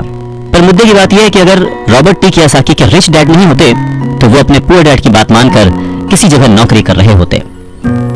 उनके रिच डैड ने बार बार याद दिलाया कि भीड़ के साथ चलने की जरूरत नहीं है, अपनी सोच रखो, अपनी समझ रखो और फिर अपनी जिंदगी की दिशा खुद तय करो। रॉबर्ट टी कियोसाकी अपनी कहानी कहते हैं कि जब तक मैं 25 साल का हुआ तब तक मेरे रिच डैड की सलाह मुझे समझ नहीं आती थी। उन्होंने कुछ दिन पहले ही मरीन कॉर्प्स छोड़ी थी और जेरोक्स कंपनी के लिए काम कर रहे थे। वहां उन्हें बहुत पैसा मिल रहा था, पर बार बार अपनी तनख्वाह को चेक करते थे और हमेशा निराश होते थे। टैक्स इतना ज्यादा कटता था कि उन्हें और ज्यादा काम करना पड़ता था अपनी जरूरतों को पूरा करने के लिए। धीरे धीरे वो सफल होने लगे, सक्सेसफुल होने लगे, तो उनके जो बॉसेस थे उन्होंने उनको प्रमोशन दी और सैलरी बढ़ा दी।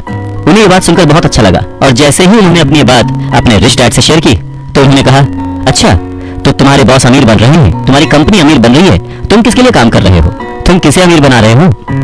तो बस 1974 में जेरोक्स के कर्मचारी के रूप में ही उन्होंने अपना पहला कॉर्पोरेशन बनाया और अपने काम से काम रखना शुरू कर दिया। पहले से ही उन्होंने संपत्ति वाले कॉलम में कुछ चीजें लिख रखी थी और खरीद रखी थी, पर अब उन्होंने ये ठान लिया था कि उन्हें और ज्यादा बढ़ाना है, उन्हें अपने एसेट्स और बढ़ाने हैं और अपनी लायबिलिटीज को और कम करना है। जैसे जैसे वक्त बीतता गया, जैसे जैसे रॉबर्ट टी कियोसाकी पैसे को समझते गए, इसके गणित को समझते गए, इसके व्यवहार को समझते गए, उन्हें अपने रिच डैडी की सलाह समझ में आने लगी। एक बार उन्होंने अपने काम से काम रखने की ठान ली और अपनी संपत्तियां, अपने एसेट्स बढ़ाने शुरू कर दी और एक बेहतरीन कर्मचारी बन गए। उनके पास अब एक लक्ष्य था, वो सुबह जल्दी जाते थे, मेहनत से काम करते थे, ज्यादा से ज्यादा पैसे कमाते थे और अपने रियल एस्टेट में इन्वेस्ट करते थे। और वो दौर भी ऐसा था कि उस समय नई नई चीजें, नए नए डेवलपमेंट्स हो रहे थे जिसमें संभावनाएं तलाश की जा सकती थी। तो उन्होंने जेरोक्स मशीनें बेची। जितनी ज्यादा वो मशीनें बेचते उन्हें उतना ही ज्यादा फायदा होता, लेकिन वो फायदा उनकी जेब में नहीं जाता, वो फायदा जाता कंपनी को और रॉबर्ट टी कियोसाकी की जेब से कटता था टैक्स। ये बहुत ही मोटिवेशनल था।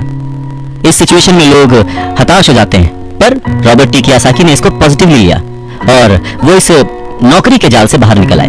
वो ये समझ गए थे कि उन्हें किस तरह से बाहर आना है, पर जल्दबाजी में उन्होंने नौकरी नहीं छोड़ी।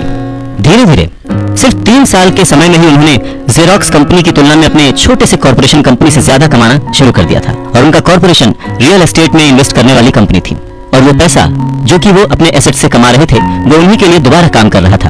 अब उन्हें फोटोकॉपियर बेचने के लिए दरवाजे दरवाजे जाने की जरूरत नहीं थी। अपने रिच डैडी की सलाह से उन्हें बहुत फायदा हुआ। जल्दी ही उनकी प्रॉपर्टीज से आने वाले कैश फ्लो में इतना ज्यादा बढ़ोतरी हो गई कि उनकी कंपनी ने उनके लिए पहली कार खरीद के दी। उनकी पुरानी कंपनी जेरोक्स के लोगों को लगा कि वो अपना कमीशन बेच रहे हैं, परंतु ऐसा था नहीं। उन्होंने अपने कमीशन को अपने एसेट्स में कन्वर्ट कर रखा था। रॉबर्ट टी कियोसाकी कहते हैं कि उनका एक एक रुपया उनके एक एक एम्प्लॉय जैसा उनके लिए काम कर रहा था। क्यों? क्योंकि उन्होंने सही जगह पर इन्वेस्ट किया था। अपने रिच डैड से सीखे गए सबक के कारण वो इस चूहा दौड़ के मिथक से बाहर आ गए थे और कम उम्र में ही एक एम्प्लॉयर बन गए थे।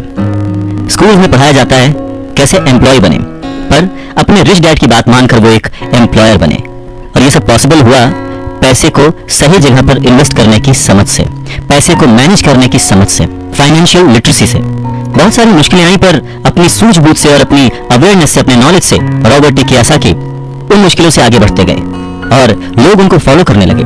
वो जब भी फाइनेंशियल सेमिनार्स में दूसरों को सिखाने को जाते, उनको अपनी बात बताते, तो वो हमेशा कहते कि फाइनेंशियल आईक्यू स्पेशलाइजेशन के 4 बड़े फील्ड से आने वाले ज्ञान का मिक्सचर है, नॉलेज का मिक्सचर है। सो वो 4 फील्ड्स कौन कौन सी हैं? पहला है अकाउंटिंग।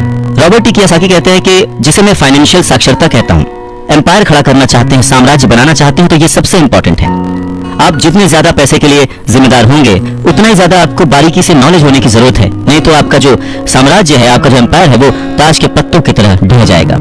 इस योग्यता, इस क्वालिटी की वजह से आप किसी भी बिजनेस की जो कमजोरियां हैं, वीक पॉइंट्स हैं, उसकी जो प्लस पॉइंट्स हैं, उन्हें पहचान सकते हैं। दूसरा फील्ड है जो इंपॉर्टेंट है, वो है इन्वेस्टमेंट, जिसे वो पैसे से पैसे बनाने का विज्ञान कहते हैं। इसमें तकनीकें, रणनीतियां, स्ट्रैटेजीज, फॉर्मूले, इन सब की जरूरत होती है। तीसरा है बाजार की समझ, मार्केट की समझ, डिमांड एंड सप्लाई का साइंस। बाजार के तकनीकी पहलुओं को जानने की जरूरत है जो कि भावनाओं द्वारा संचालित होते हैं। मैक्सिमम जनता इमोशनल होकर चीजें करती है और उसका फायदा उन लोगों को होता है जो कि दिमाग से सोचते हैं, खास करके पैसे के बारे में। चाहे वो गाड़ी खरीदना हो, घर खरीदना हो या कोई भी सुख सुविधाएं हो, ये सारी चीजें इमोशन से होती हैं और फायदा हमेशा दूसरे व्यक्ति को होता है जो इन्हें बेच रहा होता है। और चौथी फील्ड है कानून, लॉ।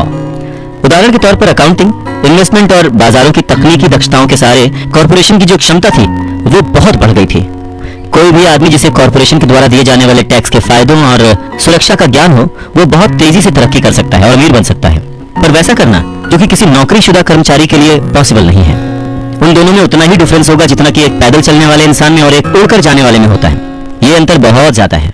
तो कुल मिलाकर ये कहा जा सकता है कि अपने रिच डैड की गाइडेंस को फॉलो करते हुए रॉबर्ट टी कियोसाकी एक सक्सेसफुल इंसान बने, जिन्हें दुनिया फॉलो करती है और जिनकी लिखी बातें पढ़कर और जिनकी बातें सुनकर लोग आज भी मोटिवेट होते हैं।